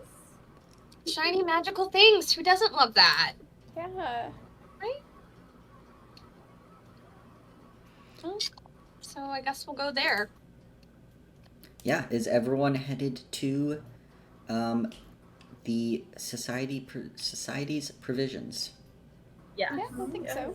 I think as they're walking, Marigold is gonna kind of like, I guess, grab Hayes and have them like hang back with her, kind of out of earshot of Xanthi and Teddy. Ooh. Hayes, Yes. I have something that I wanted to give you. I was saving it as a birthday present, but I think after all that's happened, it would be more useful now. Okay. And she gives Hayes the magic ruby. Nice. Wait, I have to pull up my inventory because I don't remember what it's called, but I have it. Ruby of the I think War I Mage. changed. Yeah. Which I you didn't can even also change the name in my inventory. I remember mentioning I was gonna, and I didn't. you can also just you should be able to just look that up as well. Yeah. It's not a changed. It's not my own It's a- creation. It's a ruby of the War Mage, so it will let you cast spells with your hands full of a sword and a shield. Oh. That is very useful. Where did you get this? Oh, I just found it. Okay. The things you can find when you sleep with your eyes open. Thank you. You're welcome. Thank you. I'm Definitely. still going to get you a birthday present. It'll just be different. I mean, this can count. It's fine. Well, I didn't want you to think that I would forget. Okay. Sure. Thank you. Marigold walks back to join the group. Yeah. Then So I'm packing it, put it in my other normal rock and my spear and all the other secret stuff I got a got. lot of things in the pocket. Got a lot of things in my pocket. Oh. I only have one thing in my pocket now that Teddy is no longer a mouse. No mouses Oh. in your pocket. All right. So you all are headed into Center Market. It is a busy Sunday. You kind of have to cut through, and by cut through, walk the entire length of City Market essentially, as the Maru Society is on like the northeastern most part of Center Market, like right against the kind of giant wall that goes around all of Old Haven. So you're walking through tons of shops. There's so many people, kids running in and out. As you've come out of the records hall now, the planar merge died down, and while it's still occurring, you haven't gotten the kind of like all clear on your tablet yet. It's kind of the gusts are dying down, which is good. You get like that one like really strong breeze and everyone like to the side, but then for most of the time it is just a bit stronger, which makes it a little chilly, as even though it's warm with the constant breeze, it's like a sticky heat, and then the constant breeze, you're like wet and sticky and there's a breeze, and it's a little uncomfortable but not unbearable. It's spring. It's spring, you I know. think Marigold feels fine. She Marigold's feels moisturized, unbothered in her Unbothered. lane. Maybe slightly bothered in her lane. But yeah, let me pull up Society's provisions. And as you all make your way through Center Market, through the crowds of people on this blustery Sunday afternoon, you finally get to and see the first kind of, I think for everyone, at least in terms of live play, the first sights of the Maru Society campus. you see that it is kind of built up along the wall of Old Haven, and there is a quite obvious like center archway that leads through into the rest of the campus that is currently gated with like a portcullis. It has some of the most like archaic security for a campus full of mages. They have like iron portcullis bars down. There are mages kind of standing guard essentially outside. But you can see that to the right of it, there's quite obviously a tinier, like narrow building that you would not have to enter the main campus. And it has a sign, kind of just a plaque, like on the wall that says Society's Provisions.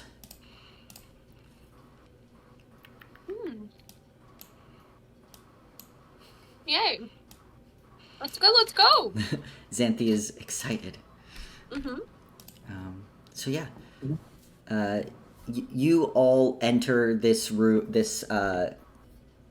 shop, and you see a few other people milling about, but the shop is eerily silent. Each of the shelves are meticulously stocked and cataloged with the items and descriptions and price on display. You see as you look that it's a 2-story kind of room, and there are 2 mages in uniform, kind of on either, keeping an eye on the shop from a 2nd floor balcony, watching whoever is in here and what they are looking at. And in the back there is a lone green dragonborn that sits behind a desk writing in some sort of logbook. Xanthi, you feel the hair on the back of your neck kind of raise as you walk into this shop, and your chest tighten. You know you're being watched and tracked more than by just the 2 mages that are visible. And as you kind of continue to walk into the shop, you realize there's something else too, like a low anger and disgust in your body that you can't really place about how this situation is set up. God of Magic doesn't like the magic items locked up and being sold, mayhaps? Something. Okay. It just, in the pit of your stomach, Xanthi, you just feel uncomfortable, and there is a bit of disgust and anger. I'm going to like look, just like try to commit like the people to memory, like the people who are watching, and I'm just going to like probably stare rather intently like at them as like cataloging their features, and as I just come in here. Yeah, you see one of them is kind of a dark-haired halfling, bit wavy dark hair, and the other is a half-elf with kind of a buzz cut situation, more feminine in I was gonna say in design, more feminine in presentation, but yeah, they are both like they meet your gaze and stare back as you look at them. So both of them do if you look at either one. I feel like she kind of like, you know, is usually very smiley, and I think she just like blank stares them, frowns a little, and like looks away, and then just starts perusing. Yeah.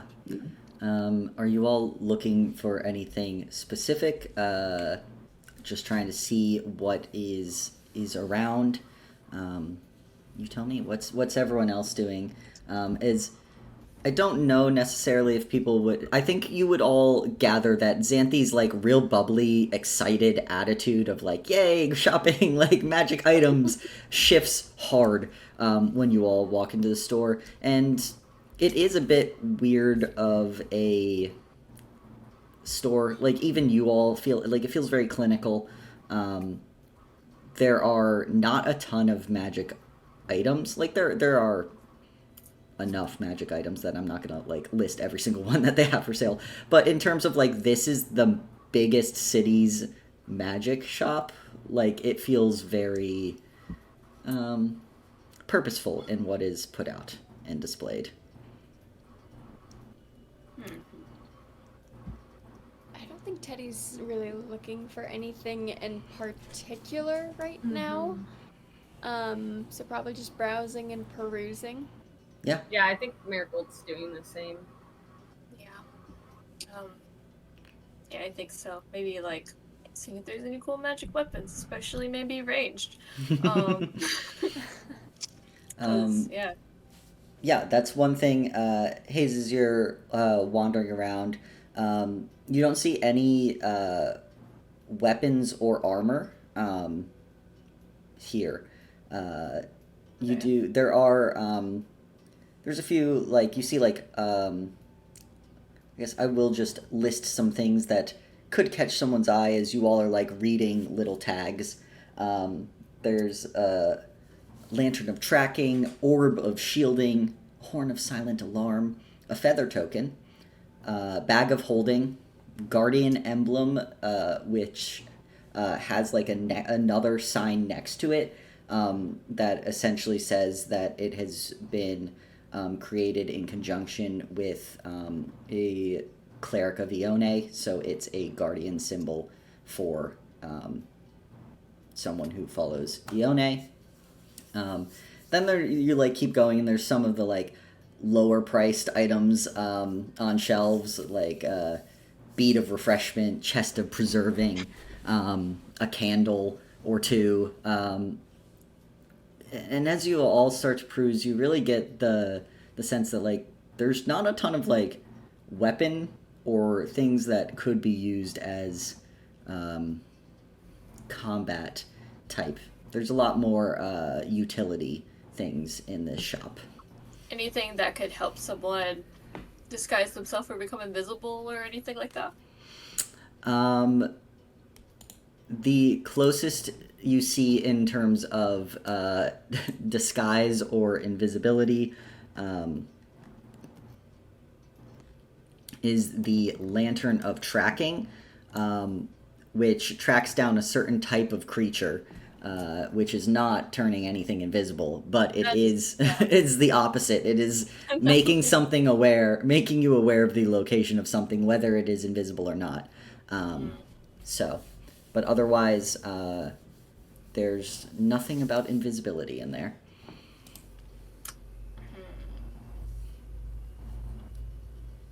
Got boat. I think I feel like Xanthi's not really even looking anymore at this point. Bingley. Wow. Just zoom in. It's that time of night for me to like start running around. I think she at this point is just kind of like pondering, and she'll just kind of, as she is wont to do, just kind of like touching the shelf like as she goes, and like just kind of looking at items, like picking them up and like setting them down, and just kind of like frowning, I think. And she'll look over at everybody else and be like, see if they look like they're like actually looking, if they're found anything, or if they're maybe. Yeah, Xanthi, as you're looking around, picking things up, it occurs to you that there are no scrolls of any kind for sale, and no spell books either. And you, it as that kind of dawns on you, you realize you've gotten a scroll from someone whose father was a mage, and you've gotten not necessarily a spell book. Erwin didn't give you a spell book, but it was kind of like a beginner's book on the different types of magic. There is nothing even close to like that non-magical, just like informative book like Magic 101 in this shop. It is strictly items that are of honestly like mediocre use. But they are still magic items and they are expensive.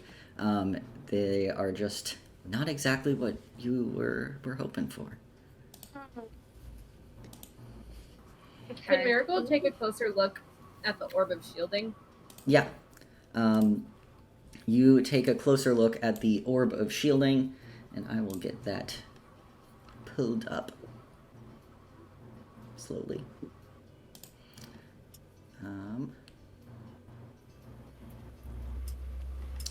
So it is a kind of crystal that you hold in your hand, and essentially when you're holding it, for this one specifically, if you take force damage, you can use your reaction to reduce the damage by 1d4. Oh, I bet it's expensive for that benefit. You see that it is 150 gold. Yeah, no. No, that's not worth it.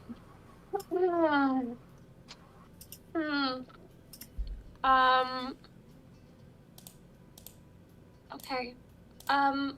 Excuse me, like she'll say to the worker who's The there's Dragonborn? like the Dragonborn at the desk, right? Yeah. You see he kind of looks up. Yes, can I help you? Yeah, this is all your stock? Yes, whatever's out is what we're currently selling. Okay. I just noticed there's no armaments here? Or Oh, yeah.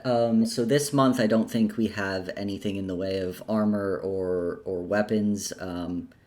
You'd probably be better off finding a talented smith, most likely in Hidden Hills, or somewhere else within the city that's working with the Morrow Society that would be able to get you what you need. sorry, did you say that's working with the Marut Society? Yeah, we often contract out any smiths that make magical items for us. So I might have a list around here. I could probably find for you. No, I mean that's okay. I just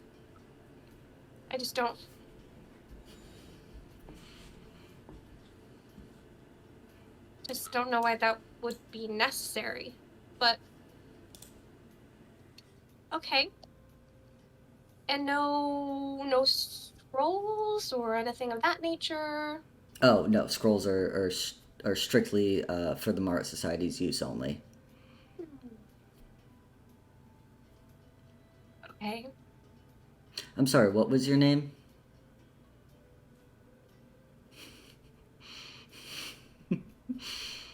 I'm Xanthi. What's your name? Oh, Cardon. Last name? Do you have a full name you go by? I do, but I wasn't aware that that's kind of customary exchanges between browsers. Watch list, babe.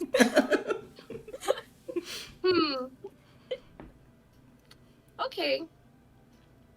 Yeah. Well, I'm new to town, so I've never been in a shop like this before. Yeah, well, yeah, please look around. If you need any assistance, just let me know. That it should be labeled pretty clearly what the items can do. Also, if you're in need of any identifying, if you come across any items, we're able to do that here as well for a small fee to let you know what the items are. Sorry, thank you. Okay, great.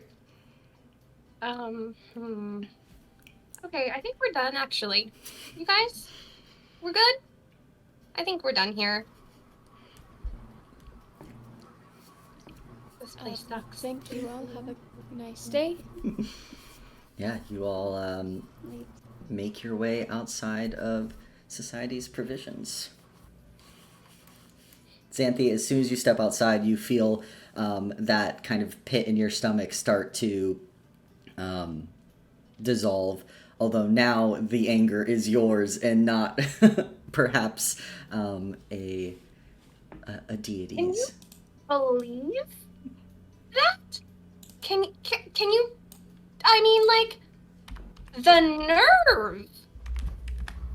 That was quite strange.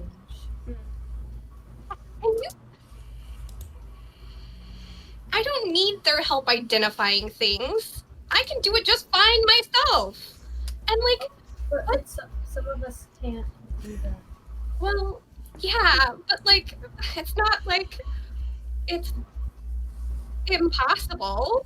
It did seem like a very odd stock. Yes. A whole lot of.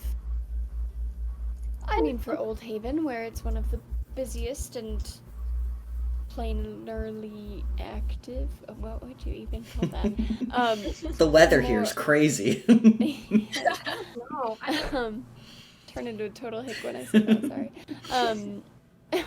You know, one would assume there would be better options for protection and self-defense and such. it's not right. It just wasn't right. The in there. one item that I looked at, it seemed to have a very small benefit, but quite a high cost. It just felt wrong in there. And I didn't want to get Erwin in trouble, but like, I mean, that seems super weird, right? That just because I asked some questions, they demand to know who I am? That did seem very strange. Yeah. What? You can't ask questions either? And not everyone has a last name. That's true. weird. This place, it's not at all what I hoped it was. Well, it's good that you didn't have to join to learn that. Yeah. I thought it was different, you know? Like the Marut Society, like, I hope they're not all like that. It's just, Maybe you could ask your brother. yeah, I guess so.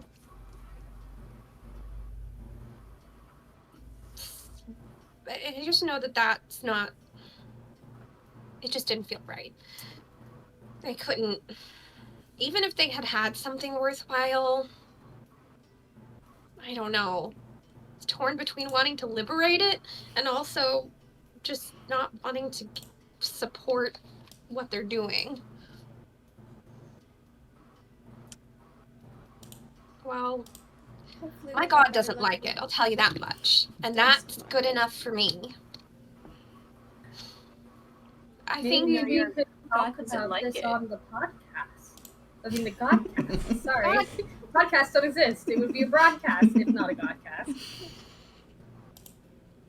I just thought of something. Something I could do for my god. For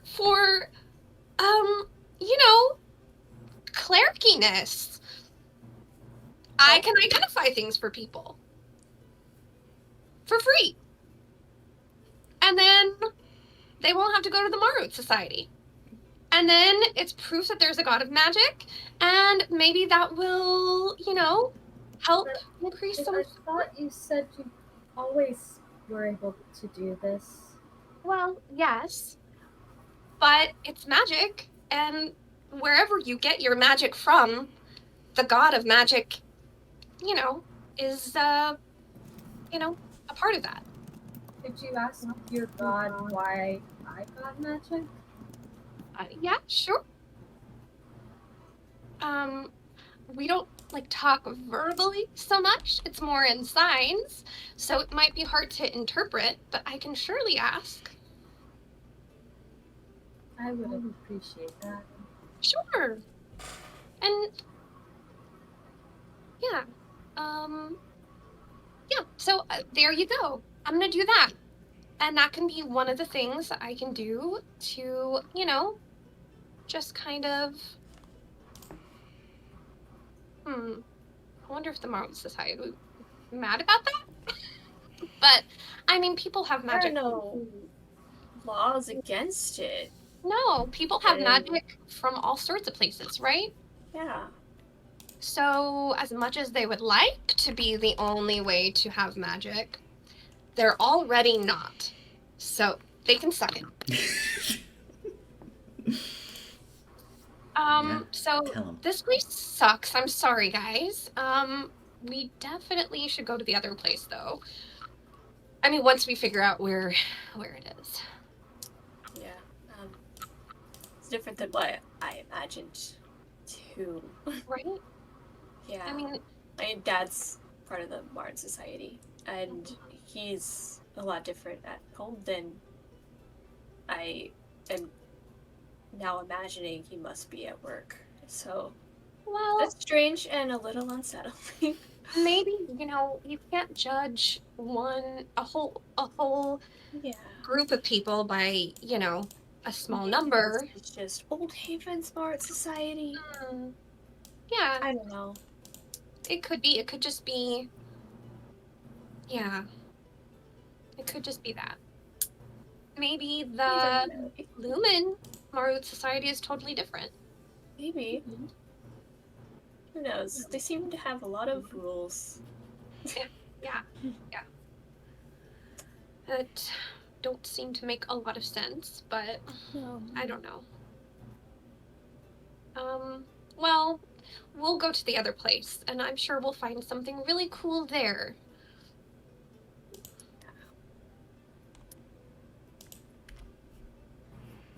What time is it? It's probably in the approaching the mid-afternoon. It took you a little while to get there, and you perused around, but still have a ways to go until Yenros is free from his class duties. I'm sorry, guys. He's the Yeah. only person I can think of who might know. Yeah, That's y'all don't okay. y'all don't I'm really just- run in circles of the sketchy. Not Twilight Group. Lords are also Sunday guys. Mm-hmm. Sad. All the shady people are gonna go to school on Sunday. Sundays are for shady people. We could get lunch Yeah. here. Yeah. Do you think it would be weird if we ran into, maybe the other group who had the redacted report? If we knew about their redacted report, that would be suspicious, wouldn't it? I mean, they likely wouldn't know that it was redacted. It seems like that happened after it was submitted. I don't know why you would write a report with nothing in it. But do you think they were I don't know, told to keep quiet or something? Because otherwise, wouldn't they? If whoever redacted the report clearly didn't want it on record and people to see it, but wouldn't they But have who's taken? looking anyway? I mean, it's all locked up quite tightly. It just seems rather strange. Yeah. It might be worth it to go and oh, Rakesh is from Travis, right? No, Rakesh is from No, Old Haven. Oh, okay, never mind. Sorry, I was like, maybe I know him. Lealia Um, is from Travis. Yeah. Laura's also from Travis. Oh. I mean, perhaps we can try and run into them at some point in time and see how we could try and make an estimate on how they would respond. I would hate to get them in any trouble, and I would hate for us to get into any. Jaden is from Situation. Old Haven. Do you think he knows them? We could certainly ask. Because He's also in school today. No, Jaden's with you. Oh, great. He's in our class. Yeah, I thought he was on the Tuesday, Thursday, Sunday block. No, he's No. in our class. he's Okay. he's in the class with y'all. We saw him Koryn. like in the physical classroom. You're right. My bad. Right. My bad. Good. So, I mean, we could spend a little time at least inquiring to see if, you know, he knows them, and if so, like, where we might, you know, If they're Bump into- sponsored or yeah, they might because find them. that was really, really odd, that report.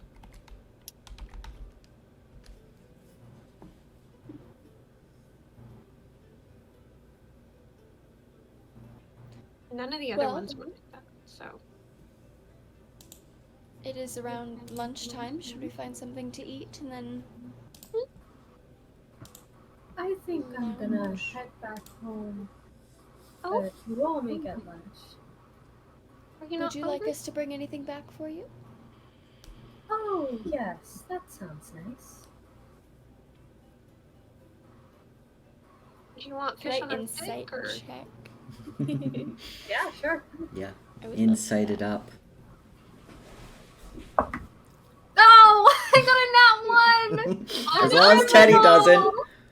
As long as Teddy I doesn't. got a nat 2 plus 4 for a Oh 6. God! Marigold, not Maryland. Marigold is so obviously not going home. Marigold's not even headed in the right direction to be going home. Crying. And Teddy, you are the only one who read something a little intriguing earlier today as Mouse Teddy. So Oh, I'm trying to decide if he's gonna be a fool.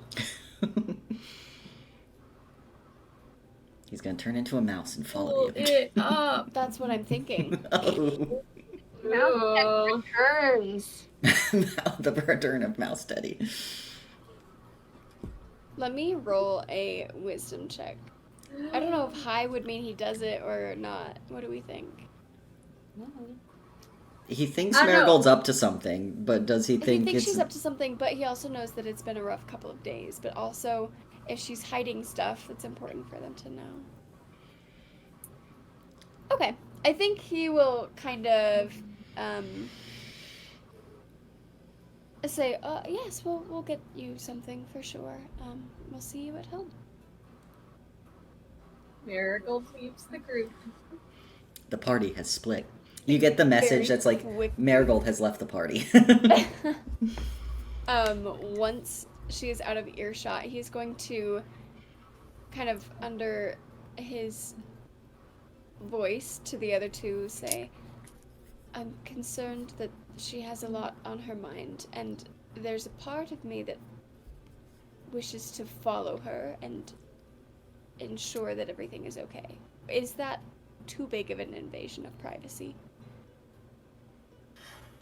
Well, I don't think so if you're doing it for a good reason. Like, I mean, you have good intentions, right? Yeah. Then I think He's it's gonna fine. look at Hayes. he's conflicted. Secret keeper. I know. It's part of my oath, you guys. Oathbreaker. You've only I had know, your I oath can't for go half a back day. I just made my oath this morning, you guys.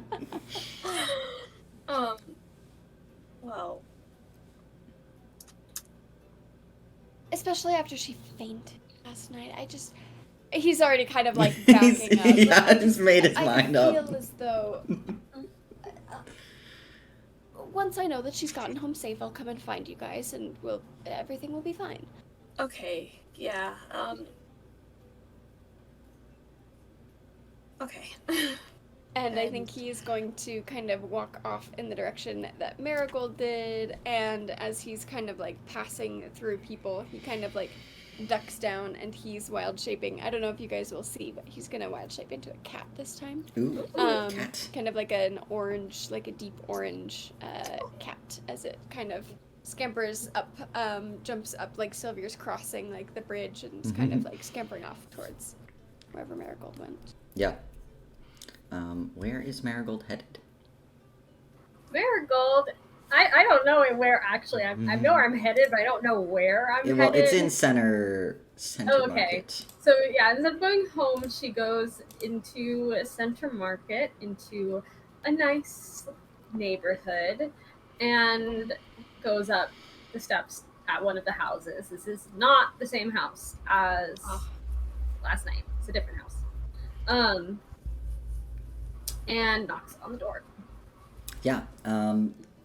Teddy, if you're following at a distance, you see Marigold kind of make quite a knowledgeable direction through Center Market, and walk up to kind of turning down a couple alleys that lead to a nice residential area that's quiet and off of the main kind of thoroughfare. And you see that this home has like all the classic, it's like a townhome, but a pretty nice one. It has all the like classic warm stone walls and red clay roof that all the others have, but with a lot more like glass and rounded edges. It's definitely like a home that has been upgraded in recent years, and kind of this whole area gives very like new upgraded money vibes. Not quite in the way the villas have, but there's definitely some wealth here. And yeah, Marigold, you knock on the door. It is Sunday afternoon, so high likelihood the individual you're looking for is most likely home. So as you knock on the door and wait a few moments, the door opens, and you see, and Teddy, you would, as spying, you would see kind of a 6 foot tall half orc with short black hair, with a few gray streaks. He has light green skin and broad shoulders, pretty muscular for his age. He's definitely like in his upper 50s. He wears kind of lighter colors of white and purple, and pretty nice, nicely dressed. And you can hear, no, actually, how does your hearing change? Do you get, technically that is a physical trait, right? Yeah. So does that mean it's cured by being in cat form? Let's look up lingering I think it might be. injuries in wild shape. That is such a specific fucking lingering I know. injuries after Honestly. having your hearing loss because a grenade exploded near your head. Okay. So this is when you're a druid affected by some kind of ongoing effect, the examples it gives are being poisoned or burning or whatever. Mm-hmm.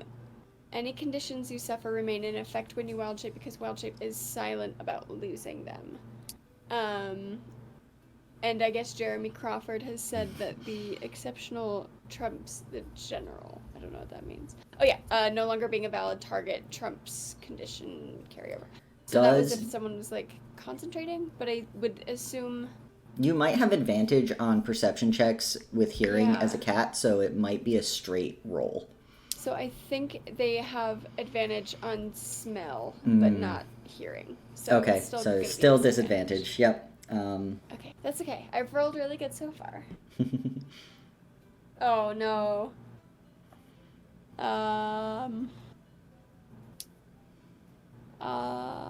Perception is only a 9. A 9.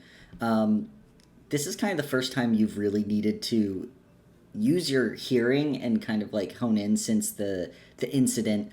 And it's like your ear kind of like twitches, and you realize like you really can't hear much. And yeah, with that, you can hear like the murmur of the start of a conversation, but not actually what is said.